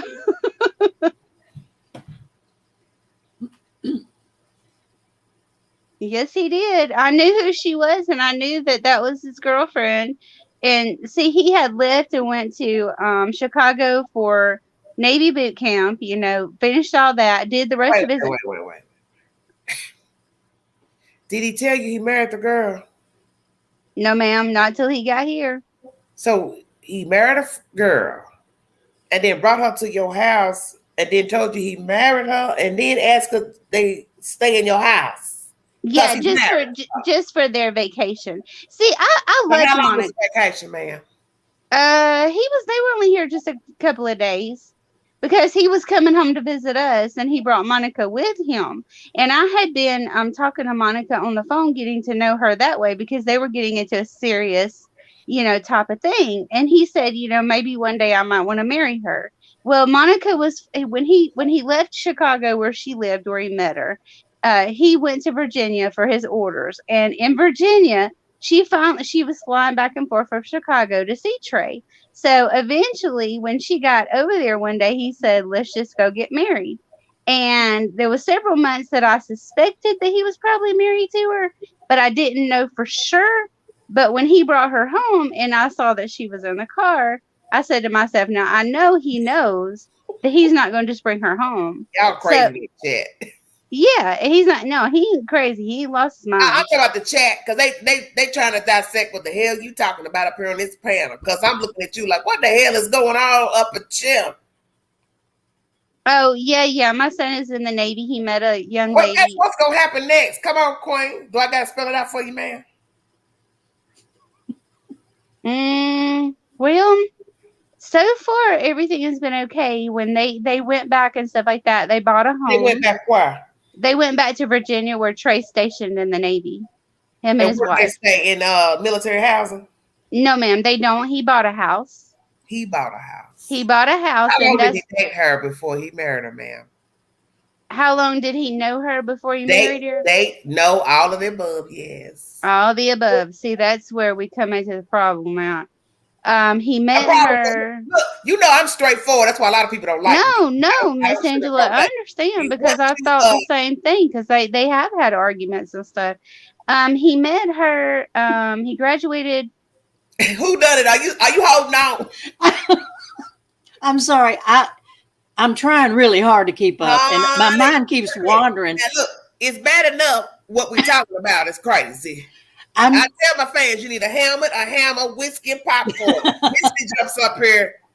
You need a life preserver. Yeah, I'm getting it all sorted out, Misty. I wasn't being rude. I just. Oh no! I'm trying to follow. I was just saying that what happened was when he went to boot camp, and when he got through boot camp, he met Monica, and she was in Chicago where he was in Navy, in Navy boot camp, and he had his A school there, so he was there for about 4 or 5 more months. Okay, so tell me how long he knew her. Just tell me how long he knew her, ma'am. Before he married her. Okay, I want to say about 8 months. I'm going to ask you one question. Is she pregnant? No. As a matter of fact, that's what they've been married a year now. It was a year, June 24th. No, she's not pregnant. I think she may have some infertility issues. Actually, she's 21 also. She's his age. She's a really good, sweet person. But see, the thing is, I think Trey later on down the line is going to realize he's done this too young, I don't believe in nobody marrying nobody at 20. That's my opinion. That's just my opinion. I don't believe in nobody young marrying. You're absolutely right, because you know what I told him? I told him that time from you graduating from high school until the day that you commit yourself to a wife, because I've taught him, we believe in God up in this place. So, I've taught him all of this. You haven't lived. You haven't lived. Yes, ma'am. How you think at 20 is not how you think at 30. Exactly. And that's what I told him. I said the time between high school and the time between you get married is your time. I said, so, your time on your own to grow and not to be nasty, but he's messed that up. And I'm not saying it can't work. It can work. But you're talking about two people trying to be evenly yoked. Exactly. 20. Your mind could be 1,000 different places at one damn time. Today you like peanut butter, tomorrow you don't. You understand? Yep. Yes, ma'am. I do. I get it. Even my mother-in-law, had told me before, and she used the terminology 25. She said, with her it was like 25, my mother-in-law. She said, I don't think that a person is really totally set in their ways or their mind is finished growing. She said maybe by the age of 25. And that's one of the things that shocked me about him doing this so soon, because he's pulled into a lot of things real early that he should have been more, careful about. And I thought I taught him a little better than that, but he made this decision on his own. He's not living at home. I'm not paying his bills. Do they get along, Misty? Huh? Do they get along? Sometimes. And how do you know that they get along sometimes? Because when this past summer, and my husband acts like he don't get it. This past summer, Trey wanted me to come and spend about a month with him in Virginia, and I went, and I had the opportunity to see things that he won't show his dad. And she's not very clean housewife wise, and also not only that, it's gonna be some smoke in the city. I know. Man, I don't care how trifling the man is. He want to be fed. He want his house clean, and he wants sex. Yes, ma'am. Let's keep it real. There's gonna be smoke in the city. Ain't no food. Your house nasty, and you won't have no sex. Up, by affliction. Go somewhere else. Go look somewhere else. Yeah, that's all right, what. And that age, Because your mind, what did I just say? Peanut butter today, something else tomorrow. Yeah, you got that right. But relating that back to the Brian thing, I guess I was just saying that, their minds are just not, like they should be. A guy's mind is behind a woman's mind. That's been proven as far as maturity. Right. That's why you see more women progressive than guys. That's a fact. And that's in different races. You understand? True. Oh, yeah. More women got it together at 22, 25. They got their own apartment, got their own car. They pay the car note. They pay the car insurance. They ain't getting help. Ain't nobody helping them. You got a boy. He laid up with his mama at 23, living with his mama with no job. The average 23-year-old woman, especially most black women I know, they live on their own. They don't live with their mama. They live with their mama, grandmama, auntie, nothing. And then most of them probably do have children. They on their own. Because most don't have no option but to be on their own. Well, what about Brian being, I wonder about him being in her van. It's her van they're traveling in on her money, I'm assuming. And what's your point? Who done it? I'm just saying that Brian, you're talking about dynamics in relationships when they're too young. And I think about Brian, he was behind her. She had her own van. She had obviously she had some means. I don't know if she was making money from her, whatever those videos were that she was putting out. I don't know. Let me tell you something. This is how it went. When she ate, he ate. Right. Not the other way around, the way it's supposed to be. When a man eats, the lady eats. Right. When she TT'd, he TT'd. Yeah. He couldn't make a move without she. Right. Yeah. Yeah. That's a terrible way. That's a terrible way for a man to conduct himself. Exactly. And the thing about it, I know they want to blame, a lot of people want to blame the however you say them, the police that stopped them on the 12th. But you know, it wouldn't have mattered. It wouldn't have mattered. I keep telling people that she was so desperate to stay with him that I just don't think it would not have mattered. Yes, ma'am. That's what I was gonna say, and that was the last thing, you know, that I was gonna, you know, that I was just... Listen here. Come on. We're gonna keep it real, okay? He been doing this. Exactly. Ain't nobody just hit that girl on the 12th. Ain't nobody just started hooping and hollering on the 27th. They've been doing that before the trip. He been with him about 2 years. You'd have had ample enough time to see he was a fool. But she stayed. That was her choice. He stayed. That was his choice. Yeah. We can't go back.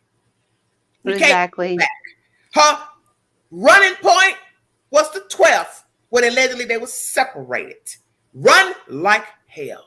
I'm out of here. Daddy, come get me. Daddy, come fly out here. I'm scared to drive. I'm not a long haul driver.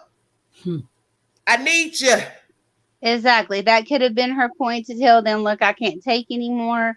But instead, you know, she was covering for him too. And I guess herself and I got to be with him because we're a team and all that stuff, you know. And Lord, let me tell you, honey, hit the queen on the public street. That white boy been down. Problem solved. That big old man. Yeah. Put your legs back together when I get through with you. Put your legs back together. I'd have mowed his ass down. Yeah. End of story. End of story. Mm-hmm. I got a question. I gotta be a cold. Let me tell you something. I'd be a cold heifer. Queen has lived, let me tell you. And I'd have put that boy down right out there in that damn desert. Let me tell you something. I'd have been so dirty. The Laundries would have been looking for me. Because you hit me on that street. Yeah. In front of them folks. Woo! Queen would have been so slick. I'd have said, let's go to the mall. Listen carefully. Let's go to the mall. And we would have went to the mall. And I would have told him, I need to go to the ladies' room. Come on, Queen. Mm-hmm. I think you know where I'm going with this conversation. Yeah. Queen would have doubled back and got in her damn van. Yay! Sayonara. I'm gone. Exactly. You will never hit this girl again. And especially, you know, if he's going to do such bold, outright, you know, in the public, hit you in the public, imagine what he's doing, you know, like behind the closed doors, you know. That's what people were saying in the chat. That's why you know how bold Brian Laundrie is. He didn't care about hitting her in the face in public. Most men want to do it behind closed doors as not to have an eyewitness. He didn't care. So that shows you he has intent. He killed her deliberately. Nobody gonna ever come to me and say this was no damn accident, because when you hit her in public, you show at that point your cool was lost in public. Yeah. So you want me to think it was an accident weeks later again? No, this was no accident. Him coming home, him running as soon as, you know, the 11th came and they reported her missing.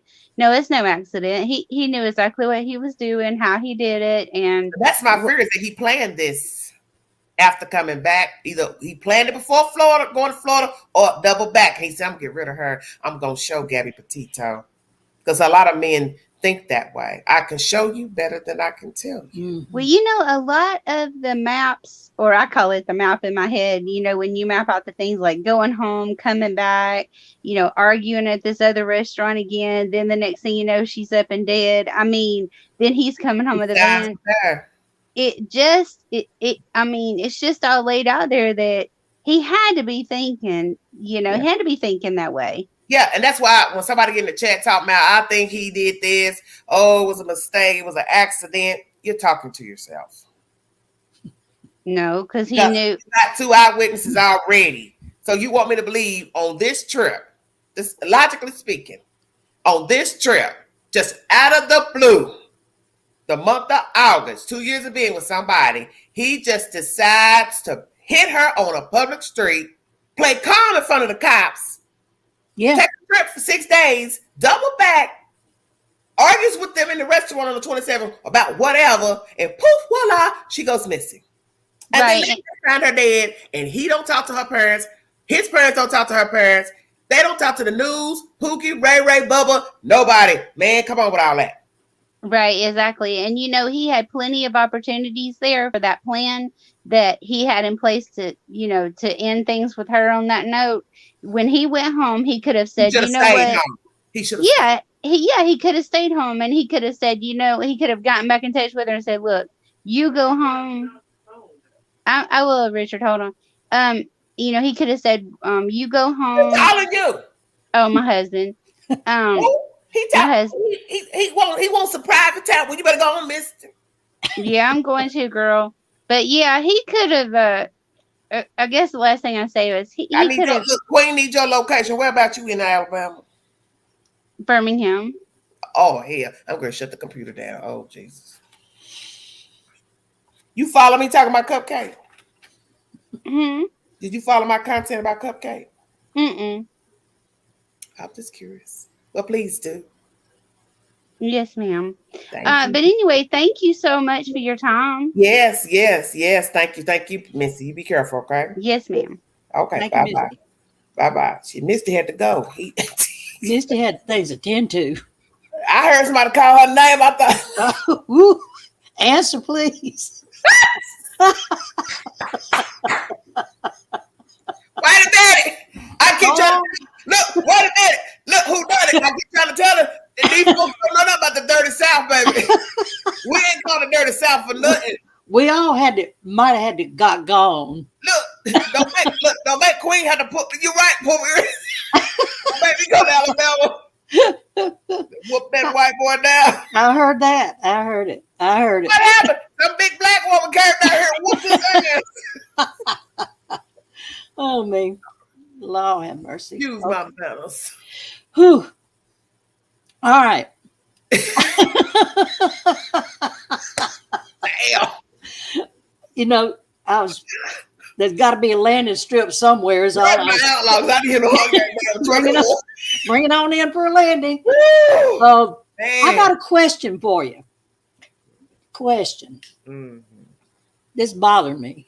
Oh, do you think there was any pretense in his behavior? Yes. He and his mama going riding on the bicycle and going camping. Everything. Yeah. Just, you know, putting on like this is what I told somebody earlier. Life is good. Not to be rude. Yeah. When he spent the money on the card. Yeah. You showed intent. I agree. What did I just tell you?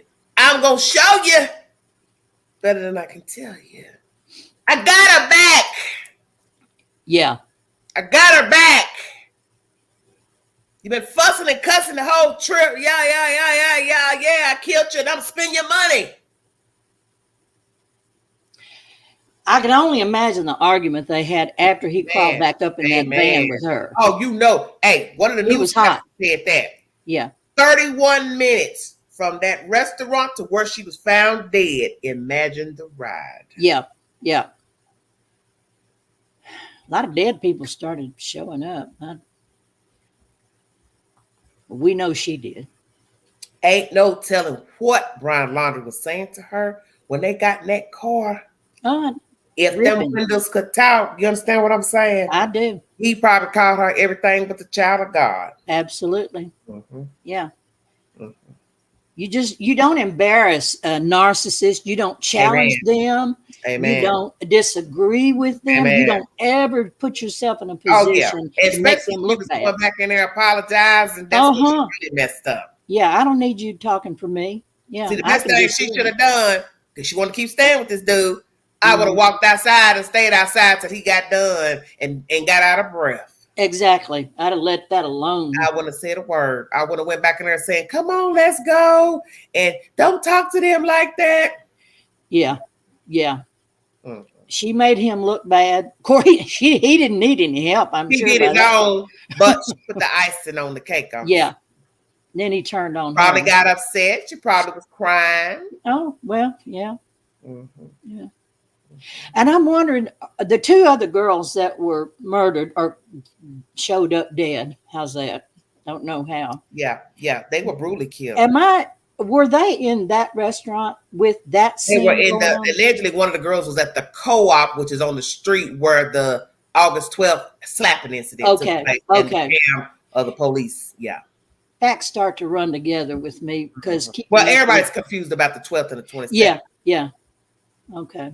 Mm-hmm. I thought I'd sit down and write out a timeline. But this is what I told people. Bring me a receipt to the 27th. Right. Because the mother said her last conversation with her was the 25th. She stopped posting to social media for 2 days. So ask yourself why. Was she beat up, bruised? See, you don't know. So that's why I want somebody to confirm the 27th.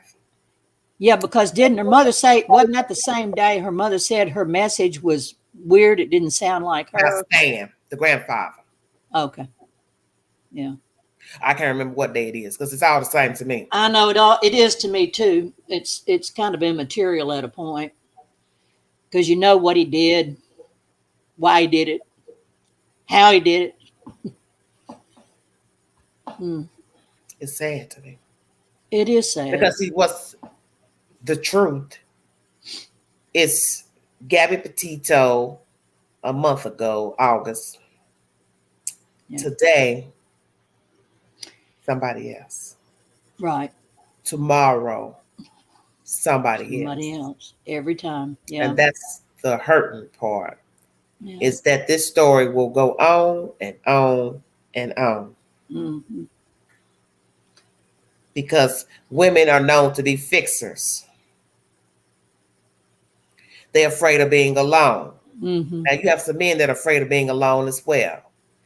But women are known to be nurturers and fixers.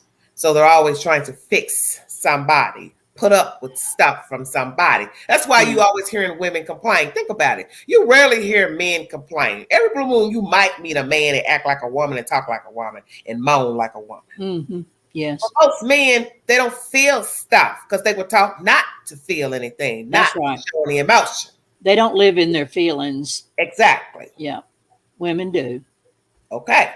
So women nurture, complain, moan, fall out, groan, temper tantrums. Guys hold it in. They could be pissy, mad. Don't say nothing. But then there comes a moment when the cork pops out of the bottle. And that's when you know shit been going on a while. Right. When they pop. Yeah. He popped. Mm-hmm. He's probably been popping. Got a feeling it wasn't no one time. We know it wasn't one time because we already have 2 incidents on record by eyewitnesses. He's been popping. I agree. If you can't handle a $60 bill in a restaurant, you need to pop. I don't even know if that's true or not. That's why I keep asking people where you getting that from, because don't you think what's interesting about everything about this story, like all the other stories we talk about, there's never nothing in the news about what everybody's gossiping about. Sourcing this day, you're not really hearing any of that in the news report. Nobody's talking about a bill, a co-op, this. They're not putting none of that in no news story. That's social media doing all that. Queen, I got to tell you something. That is one of the reasons why I love your channel. because you don't put stuff out there until you have a source that is reliable. I can do a hypothetical, well, like sure. what I did yesterday. Yeah. Could it be, because you have to be very careful even with that, that they put them out. I only did that because allegedly there's a post. I shared everybody the post on my community page where you can go see the source that a guy said, this is what he told me as an employee working with him. I don't have a relationship with Brian, but I work with him. So I took it at face value that perhaps it's the truth. And it could be the truth. Because as I tell people in the South talk. People like to say, well, why would he tell that guy all of this? Man, like I told Crystal yesterday, people in the South, you go to the grocery store, stand in the line. Ooh, I just got out the rehab. It's true. I've been in there 6 months. I'm going to be clean. Hey, what's your government name? Please start telling me all that personal information. Yes. We love a good story. My husband, he ran off with my sister, that old dog. Huh? I don't know you, lady. That's the dirty South. We talk too much here. Well, we love a good story. We do love a good yarn. Yeah. But guess what? You got to know when to be quiet. Yes. We talk too much. And now with social media, it really don't matter if it's the dirty South, New York, California. Everybody talking on Facebook, talking in limericks, talking in rhymes, talking in memes. Got something bad to say. You just fell out with your cousin. Now you put it on Facebook. Yeah, that dirty da-da-da-da-da. Yeah. They showed out at the funeral. Man, ain't nobody trying to hear all that ghetto wretched stuff. See, a lot of people feed into that. And that's what people don't understand. Stop giving people stuff to feed on. Stop that. Do you think it's in the absence of facts, in the absence of real backed up information, that it's a human tendency to want to fill in the gaps? That's cool. But when you pass it as the spoken word, that's where the problem is. And see, that's what YouTube and Facebook does. It's true. Yes, it is. Yeah. And then I'll ask them in the chat. Everybody know how I rock. I'm going to ask you. Where you hear that from? They. Who was they? Over there. See, that's what children do. Well, that's what I'm talking about. I've heard all kinds of information from all kinds of different channels. Mm-hmm. When I happened on your channel, I got to listen. You were after somebody about, where'd you hear that? Give me a receipt. Show me. I do it with everybody. That's why I tell people don't get offended by nothing I say. Yeah. I ask you because you are spinning that. But that's how you built up credibility. Right. And see, what people don't understand is when you repeat that, you may not mean no harm in repeating it, but somebody has not followed the content thoroughly. Right. And they will take it at face value. Yeah. And then they go run out of the chat and go to Pookie's channel or they neighbor. Yeah. Girl, I was watching that everyday shenanigans and somebody was saying, then they'll put it on me and I ain't said nothing. It's because they read it in the chat. But they don't go back and say, I read it in the chat and they said, they can call my name and say, Queen ain't said nothing. Right. Right. Because I don't know what happened out there in Wyoming. Well, right. We can theorize as long as we realize that's what we're doing. We can theorize all day long, but it's got to be based in something that makes sense. That, like you say, we're curious. We are curious to why. We like to think things through together. It as yes, that's what happened. Because I get a lot of people like that. They come in the chat. They'll even go up and down the chat, keep saying it. I've seen it. You trying to make me believe what you're saying, or you trying to make the chat believe what you're saying? Your ass will get blocked over here. I don't play that. Yeah, that's right. Because you don't know what you're saying because you weren't there. We are all assuming what happened with Gabby Petito and that guy. But we don't know her. We don't know nothing about her. We don't know what her mental state was. We don't know nothing about what he didn't do, on meds, this and that. And I tell people, don't come to me with that BS about drugs, this and that. Right. They were reading a book about they don't know people. I read books about killing people. I watch stuff about killing people, but I ain't out there chopping folks up. Right. Yeah. True. Right. You only thinking about that. You only thinking about that because he killed her. He on the run. But you wasn't worried about him reading no lullaby and nothing else because you didn't know Brian Laundrie a month ago. Right. You understand what I'm saying? Absolutely. His friends and family should have been concerned about lullaby. What he posted, what she posted, and saying to themselves, woo, he seems kind of dark. The pictures of him sitting there with the butcher knife and the blood dripping, with the Letterman's jacket on, with the letter B on there. Somebody said, do you think that stands for Brian? Possibly. But did it mean anything? It probably didn't mean nothing to you then, because you hadn't heard nothing bad about him.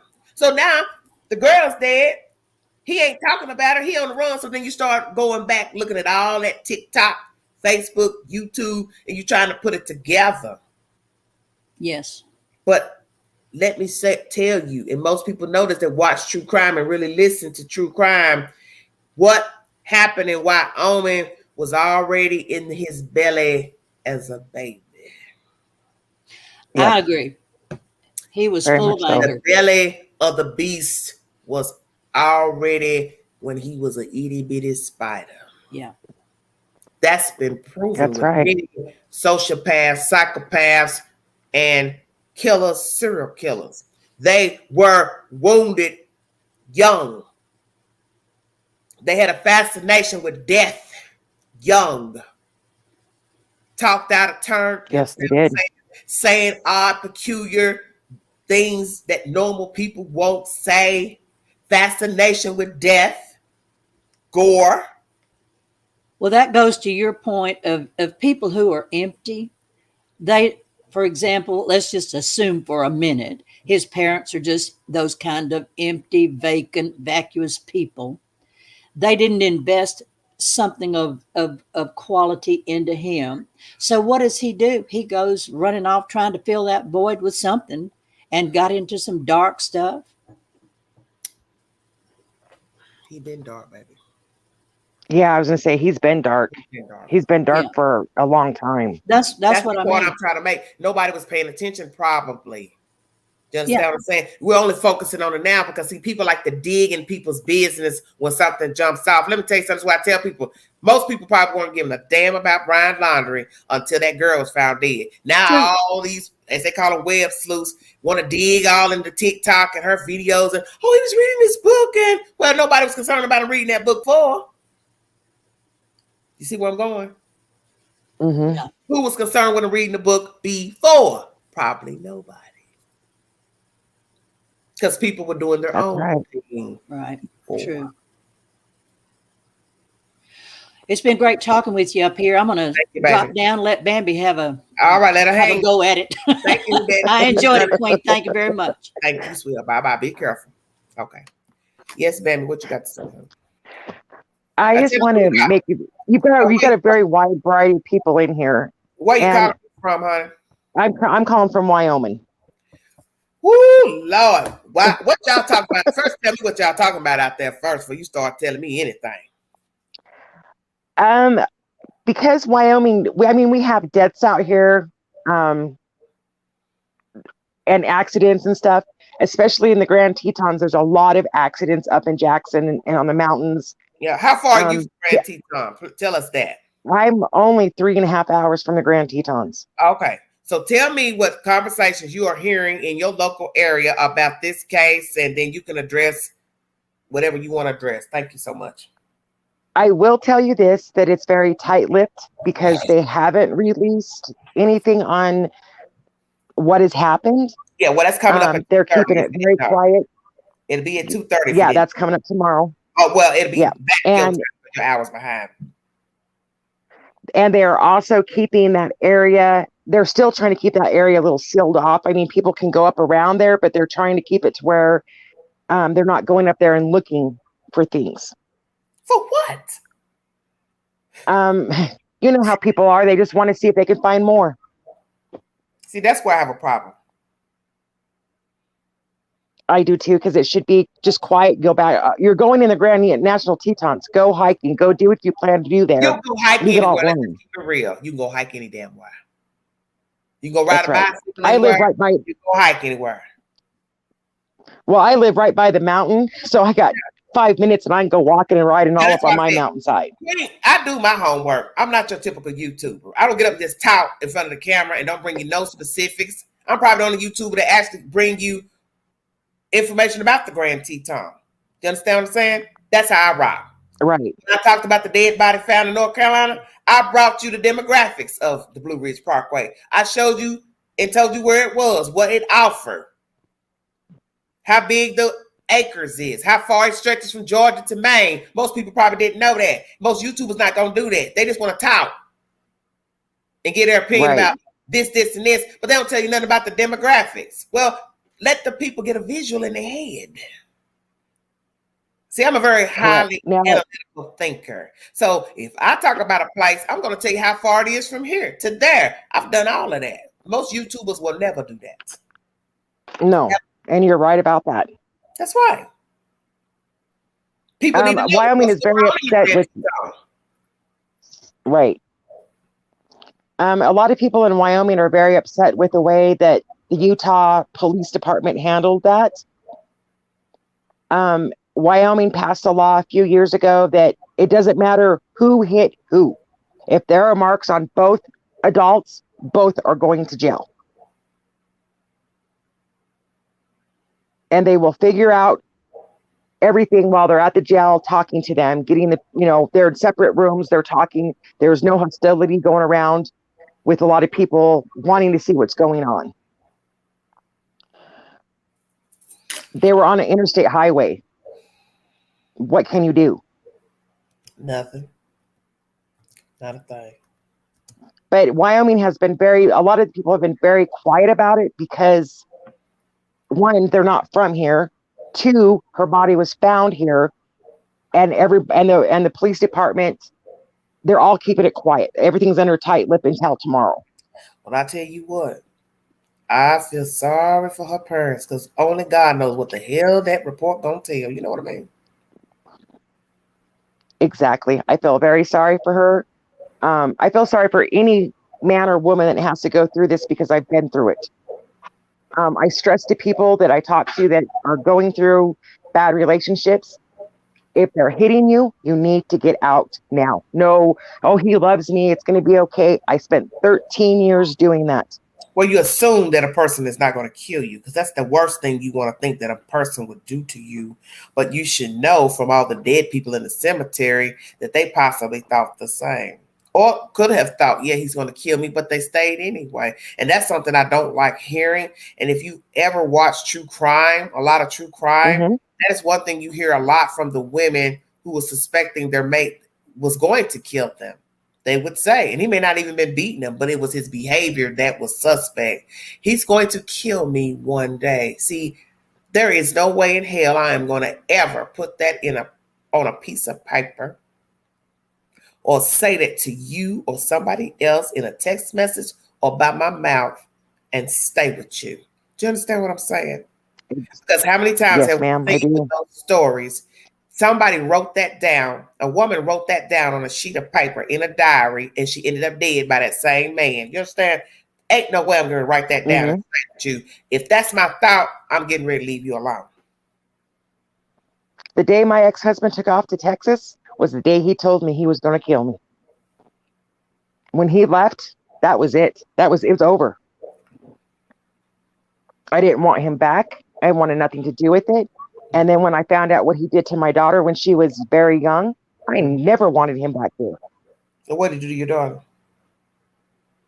Sexual assault. Okay. And how long were you with him? 13 years. And you were married to him? Yes, I was, ma'am. Okay. Are you divorced? And he was, we're not going through the divorce right now. My lawyer has the divorce papers, but we are waiting for a case against him for what he did to my daughter. I see. She's my child, not his, mine. Okay.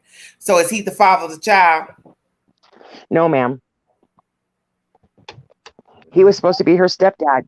He was the one that was supposed to care for her. So how did you find out? And while I was working 3 jobs. How did you find out he was abusing your child, if you don't mind me asking?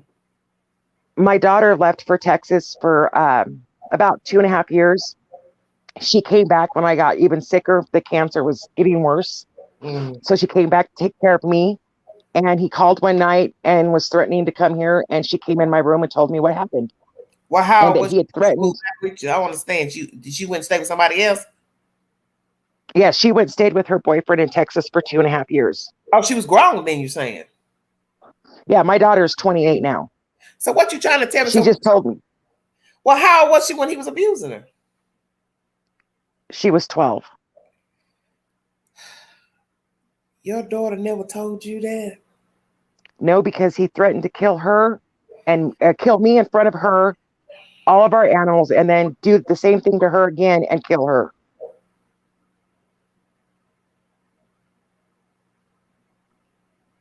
And thank God Wyoming has no statute of limitations. So that's like Utah. Mm-hmm.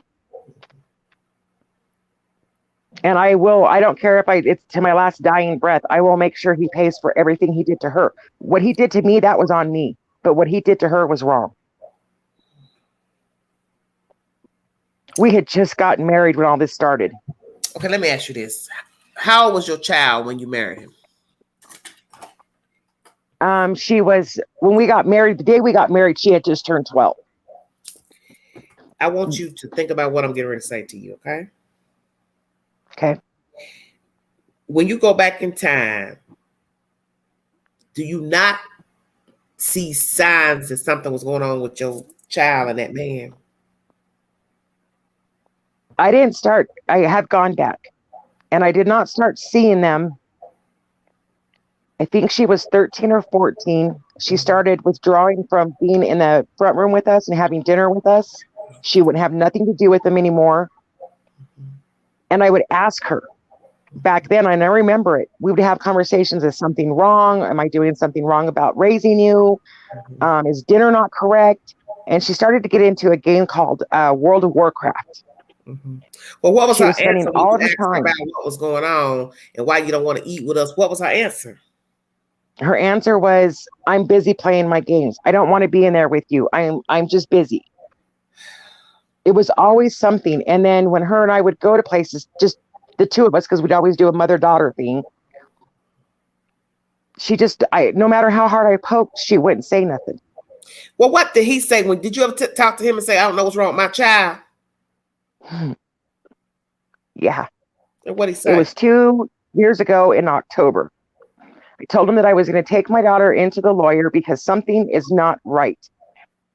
For years, she hasn't told me something, and I just know something deep down inside me. I knew something was wrong.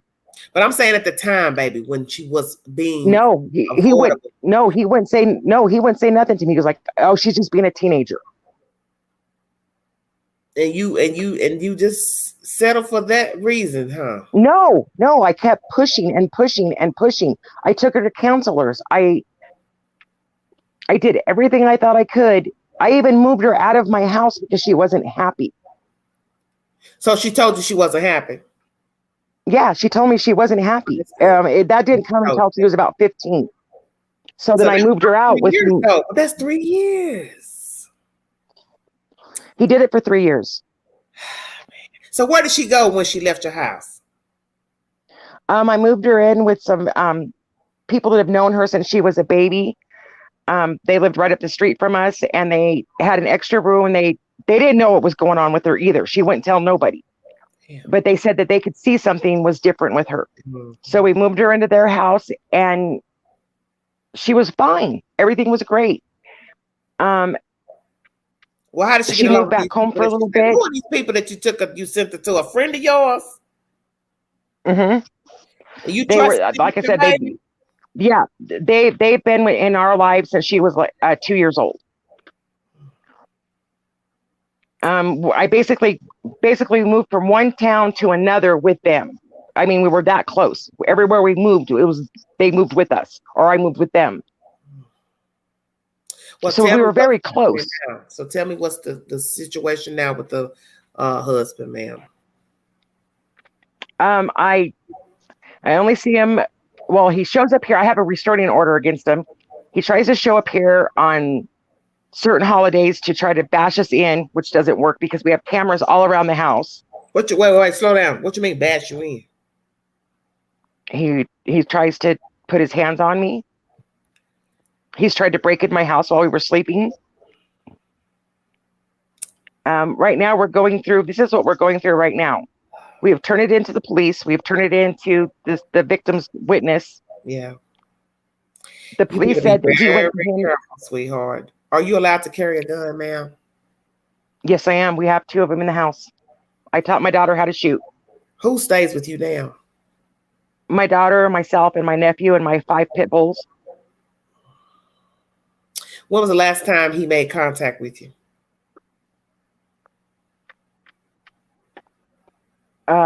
Last October on Halloween night, he tried to break into my bedroom.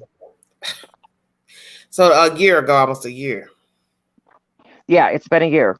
So he doesn't call you now, text or send messages or anything like that. He can't right now because we've got phones that have different numbers. Nobody, not even his family, knows what my number is. That's good. All my social media is locked down to where he can't get into it. There's no way to get a hold of me. But he knows where you live though, right? That's the only thing he knows is where I live. That's enough. That's enough if I want you. That's more of enough. I mean, we've got cameras on every bedroom, the porch, the backyard, the front and back of the house. My landlord next door to me has cameras on his house. We have cameras on the inside of the house. But thank God it's been a year. That's a nice amount of time for possibly this person's mind to move on to something else to do. Has he been convicted of any other sexual crimes, ma'am? As you said, the digging thing, that's what you was hitting on, was if people don't look at what they do as they grow up, that they're dark. 2 years ago, I had all of his shit here, and I started going through it and separating our stuff. I found a box of stuff that he had when he was a kid. It was dark. It was bad. Then there was papers in there. When he was 9 years old, he had sexually assaulted a little girl that was, she had a Down syndrome.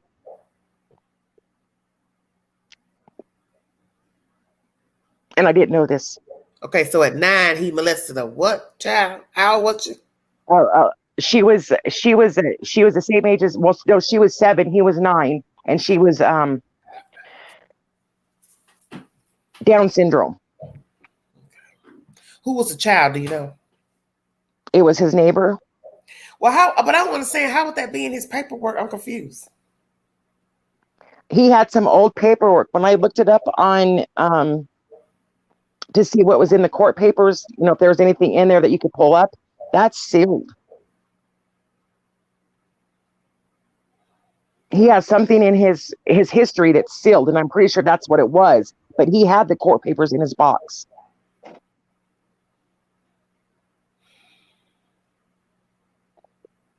That's the only thing you saw? Well, no, that wasn't the only thing I saw. I saw all of his drawings, the dark, demented drawings. He had women's garments in another box. And I turned this all in.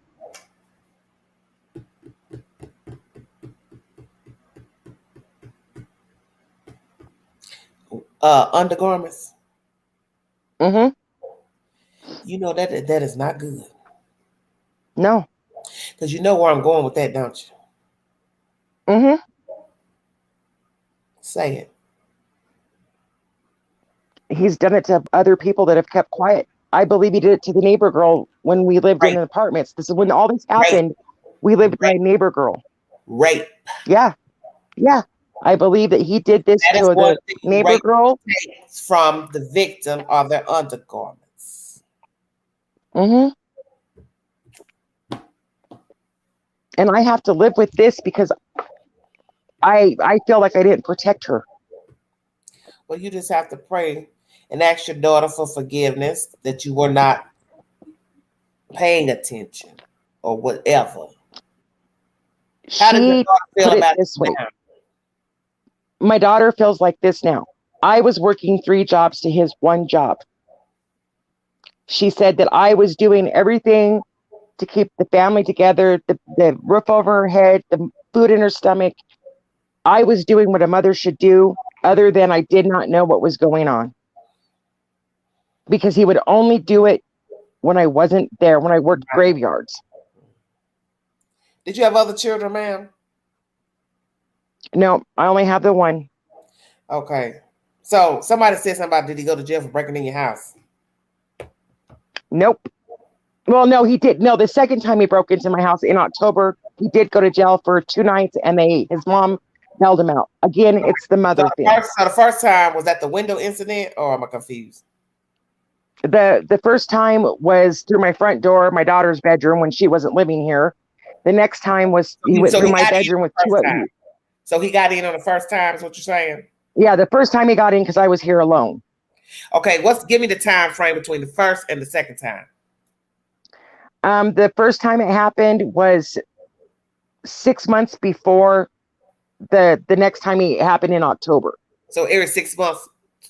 6 months. Yeah, every 6 months he would try to break in. Yeah. So the last time was October of 2020. Yeah. Where is he now? He live in the same town with you? All we know is he lives between where I live and another town. Alone? I live in Casper, Wyoming, and he lives between Wright and Casper. He lives alone, ma'am? No, supposedly he's got a fiance with, and it just kills me. He's got a fiance with 3 daughters and 2 grandkids. She got children? Yes, she does, and she does not believe that he did this. Are they school age? 2 of them are not. They both have children, and the youngest one is. I think the youngest one is 12 or 13. Well, and then guess what? He would try to come on to the ones that's grown. He nasty. Mm-hmm. Oh, mercy, God. Well, honey, I'm gonna pray for you. I'm trying to get us to get where we can get him taken down. I pray that God covers you and he does not come back around, and that he adheres to the court and the protection orders, and he gets his ass on, and he also goes to jail for what he did to your child and any other crimes that they can link him to. I would love to see him do that. Yeah. Well, you just pray about it. God will make a way. He's a way maker. Yes, ma'am, he is. He is a way maker. Anything else you want to say about this case, ma'am? Other than I feel for Gabby's family, because tomorrow is going to be a very big day for them. Yes. I hope they can get through it all together, and Wyoming stands behind him because we have the death penalty. Yes, you do. Yes. Thank you, Julie. Yes, you do. I'm so grateful. Honey, when I heard that, I said, hallelujah. I said, Brian, when they catch you, you're going to be tore. Might be 15, 20 years, but they're going to toast your ass. Yeah, in Rollins, they don't have the electric chair anymore. The only electric chair that they have is at the old, there's the old state penitentiary, but the new one, they have the needle. Goodbye. Well, that's the way they put down most people's by the needle, but I don't care how they do it. It's because you didn't care about your victim. What of choice did the victim get? They didn't have a choice. That's right. And I'm glad that we have the death penalty for something like that. And I just pray that Gabby's family can get through this. Yes. I pray for them because they're going to need it. They're going to really need it. They're going to need it. And I thank you for letting me come up on here. And my only thing to other women and men, and I'm going to include men on this, is if you are in a bad relationship where you're getting hands or mental done to you, get out. You're better than that. Get out. Exactly. And this is Domestic Violence Awareness Month, for those that did not know that. So if you know somebody that's in need, tell them that there are resources where they can get help. And if they have children, they definitely need the help. But they have to want the help. And that's the thing about these type of situations. A lot of women won't leave. See, that's the problem. And you can't make. I left so many times, and I wish I would have stayed away. You can't make somebody leave their partner. That's the problem. That's right. Well, y'all have a good night. I think Dogs and I are going to cuddle up because it is snowing bad out there. Oh, honey, Well, oh, good tea drinking weather and soup. Yeah, we get the hot chocolate. Is it coming down hard or what?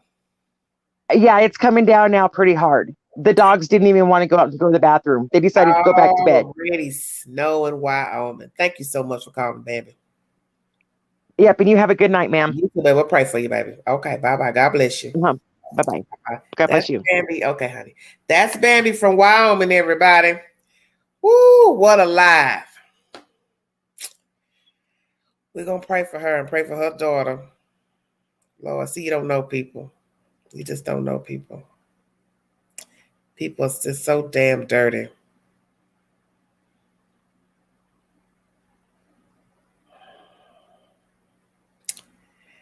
I don't know what to say after that. But Juicy, I hope not, because I don't want to see no snow myself. It's 2:29, you guys, on my time clock for the live. If one more person has something they'd like to say, I'll let you say it, and then I'm going to check out of here. But yesterday marked a whole month that Miss Gabby was reported missing. I meant to mention that in my live, but I forgot all about it. It hadn't even dawned on me. Naturally, she was found deceased out in the Grand Teton. Today, the autopsy will be revealed. I will go live. So that's why I need my beauty sleep to make sure I'm up and lucid. And pray I won't have to be at no job or nothing when it's time for 2:30. I will play the results on here. Lord, you're welcome, baby. Yes, thank you, Soul, for dropping the information. Oh, it's 10:51 in the Yukon. Okay. Thank you, friend. Thank you all so much for joining me, honey. Let's pull the little hair back, honey. Now, thank you all. God bless America. We are in desolate times. See, this is why I tell you all why I don't like problems. I don't like drama. I don't want to be bothered with craziness, foolishness, because you see how terrible the world is. People are vindictive. They're nasty. They're just gutter. So who needs the extra stuff when you have people out here doing malicious things, such as what was done to Gabby Petito? Okay, so that's why I don't like foolishness. I don't like problems. People tell you about me. I moves on. I get it gone, honey. I don't have no time for no foolishness. I'm not a spring chicken. I don't have this kind of time. Life is short. When I want to be happy. And I don't want to end up a Gabby Petito story. I don't want to be around anybody that ends up a Gabby Petito story. I know of a sad story here. Deshina Kyle, that's enough for me. She ended up discarded at the ex-boyfriend's family member's house. Thank you, Market Lady. Thank you so much for that, baby. God bless you. Thank you, sweetheart. He was bold enough to take Deshina to his family member's house and dump her as if nobody ever was going to go back to this damn house. Don't care. Pisses me off. You'll get justice, baby. You pray about it. God will make a way. Thank you, Nana. Thank you so much. I appreciate it, sweetheart. You see, these people don't care. 3 months, we're looking for Deshina. She right there at his family member's house in an abandoned house. So I want to know who called and told. Who called and told where she could be found. And I also want to know who's the crazy ass that heard him throwing stuff around her house, glass breaking. Somebody said they saw him choke her. You saw him choke her where? Outside or inside her apartment? See, this is crazy to me.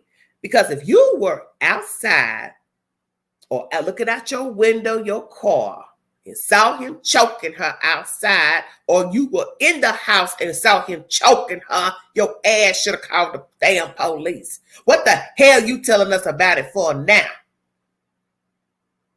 You 3 months late. She gone. This allegedly happened at 1 o'clock in the afternoon. Deshina should be alive right now. And I read that article. I thought this article don't make no sense. How can you repeat what the hell happened unless you stood there and you watched. You want to watch somebody choke somebody and you don't even think to call the police? You don't got to leave your name. You just get a location.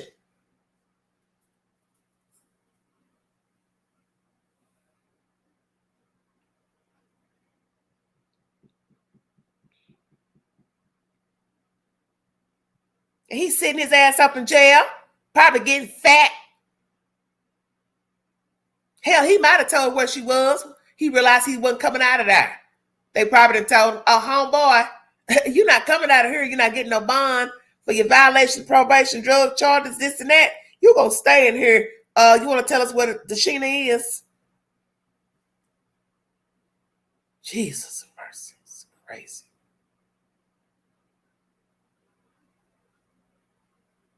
And I'm going to tell you something, then I'm going to check out of here. You know what kills me about these crimes? A lot of people do know something. Outsiders. They know. You know how many true crime programs I've watched where somebody came forward years later saying they knew about what happened to somebody because there was a little pillow talk. He or she confessed what happened. And they held the damn secret for years. You know this son of a something that went out here and snuffed somebody out and you don't tell. You could call anonymously and say, I know where the body can be found. I know this, I know that. And you going to hold on to it. What you holding on to it for? For what? Because guess what? While you holding on to it, that could be you next. You better wake up.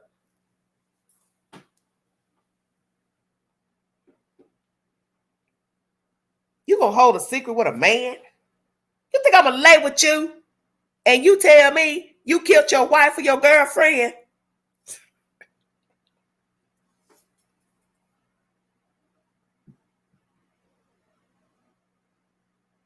Come again? Yeah, you know, I killed my wife. I killed my girlfriend. I took and I buried her. Okay.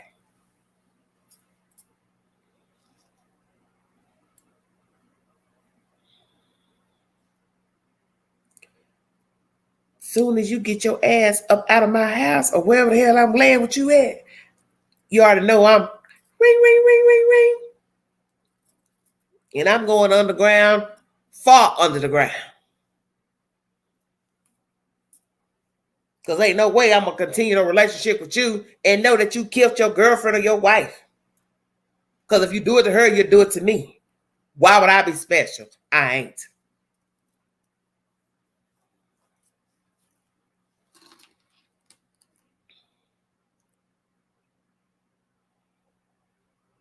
I'm just going to pray for everybody because we all need prayer. But this is crazy. They're crazy, sick people out here. And like I said, there are people like the Laundries who are willing to cover and enable their children, wayward children. And they've been doing it all their children's lives. That's the reason why he killed Gabby. And that's the reason why he came back comfortable, went in the park, eating s'mores with his sister, the family, and went and did whatever, went on the run. Because he'd been living like that. Okay? And they've allowed Brian Laundrie to be who he is today.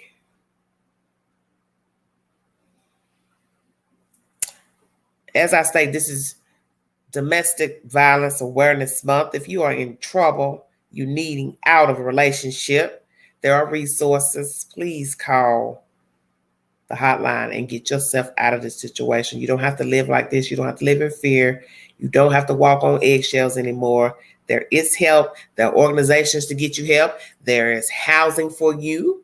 You can get housing from your local authority, housing authority in the town that you live in or neighboring counties. There's always help. You don't have to suffer anymore. And there's somebody out there that will love you for you, and they will not abuse you mentally, physically, sexually, or verbally. There's somebody out there that'll treat you with respect. And there are also men who are abused. And it is hard for us to fathom a man letting a woman abuse him, but there are a few men out there who do allow women to physically, verbally abuse them as well. There is help. You don't have to stay. And know that you're risking your life and also the safety and lives of your children, your other household members, because you are now inviting them into the drama of being with this said person. And that's not their problem. They didn't sign up for that by being your child, your mother, whomever you live with. It's not fair to them. And first of all, self is first. Self-preservation. Self is number one. Because who better to take care of you than you? Thank you. Thank you all for following the content, new subscribers, new viewers. Amen. Thank you for the people on the panel. If you want to donate to the channel, $Big Angie 129 Cash App. It's in the description in all my videos if you want to donate to the channel. Thank you all so much for putting the queen over 9,000 subscribers. God bless all of you. I'll be back tomorrow.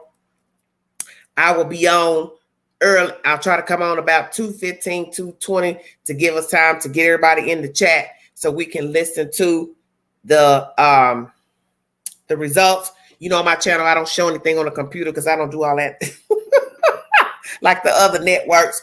But feel free to join me and we can go and discuss the results after it has been given to us. And I will drop the link and let you come on and give your opinion to the findings of the autopsy. Thank you, Rags. Thank you so much. Yes, that's Big Angie Big Angie 129 Cash App. For those, I'm on Cash App. I'm not on PayPal. Thank you all so much. So if you want to join me later today, 2:30, I will be here sharp to get the live going. We will listen to what the coroner has to say and the said commentary by the law officials if they decide to speak. And after that, because I don't know how long it's going to run, I will drop the link and then you can come up and give your opinion to what the findings are. Thank you, mods. Thank you, newcomers. Thank you all for joining me. God bless all of you. Prayers for Bambi. Prayers for Bambi and her daughter. They get justice. Prayers for all of you out there. Prayers for all those who are in a dire situation and a relationship that is not befitting. Prayers that they will say, I'm worthy, I'm valuable, I'm important, and I deserve better because you do. Love you all. Thank you so much. God bless all of you, honey. I'm going to rest good tonight because God is good and all the time good. Amen. Talk to you guys later. See you later, pilgrims. Join me later. Bye-bye.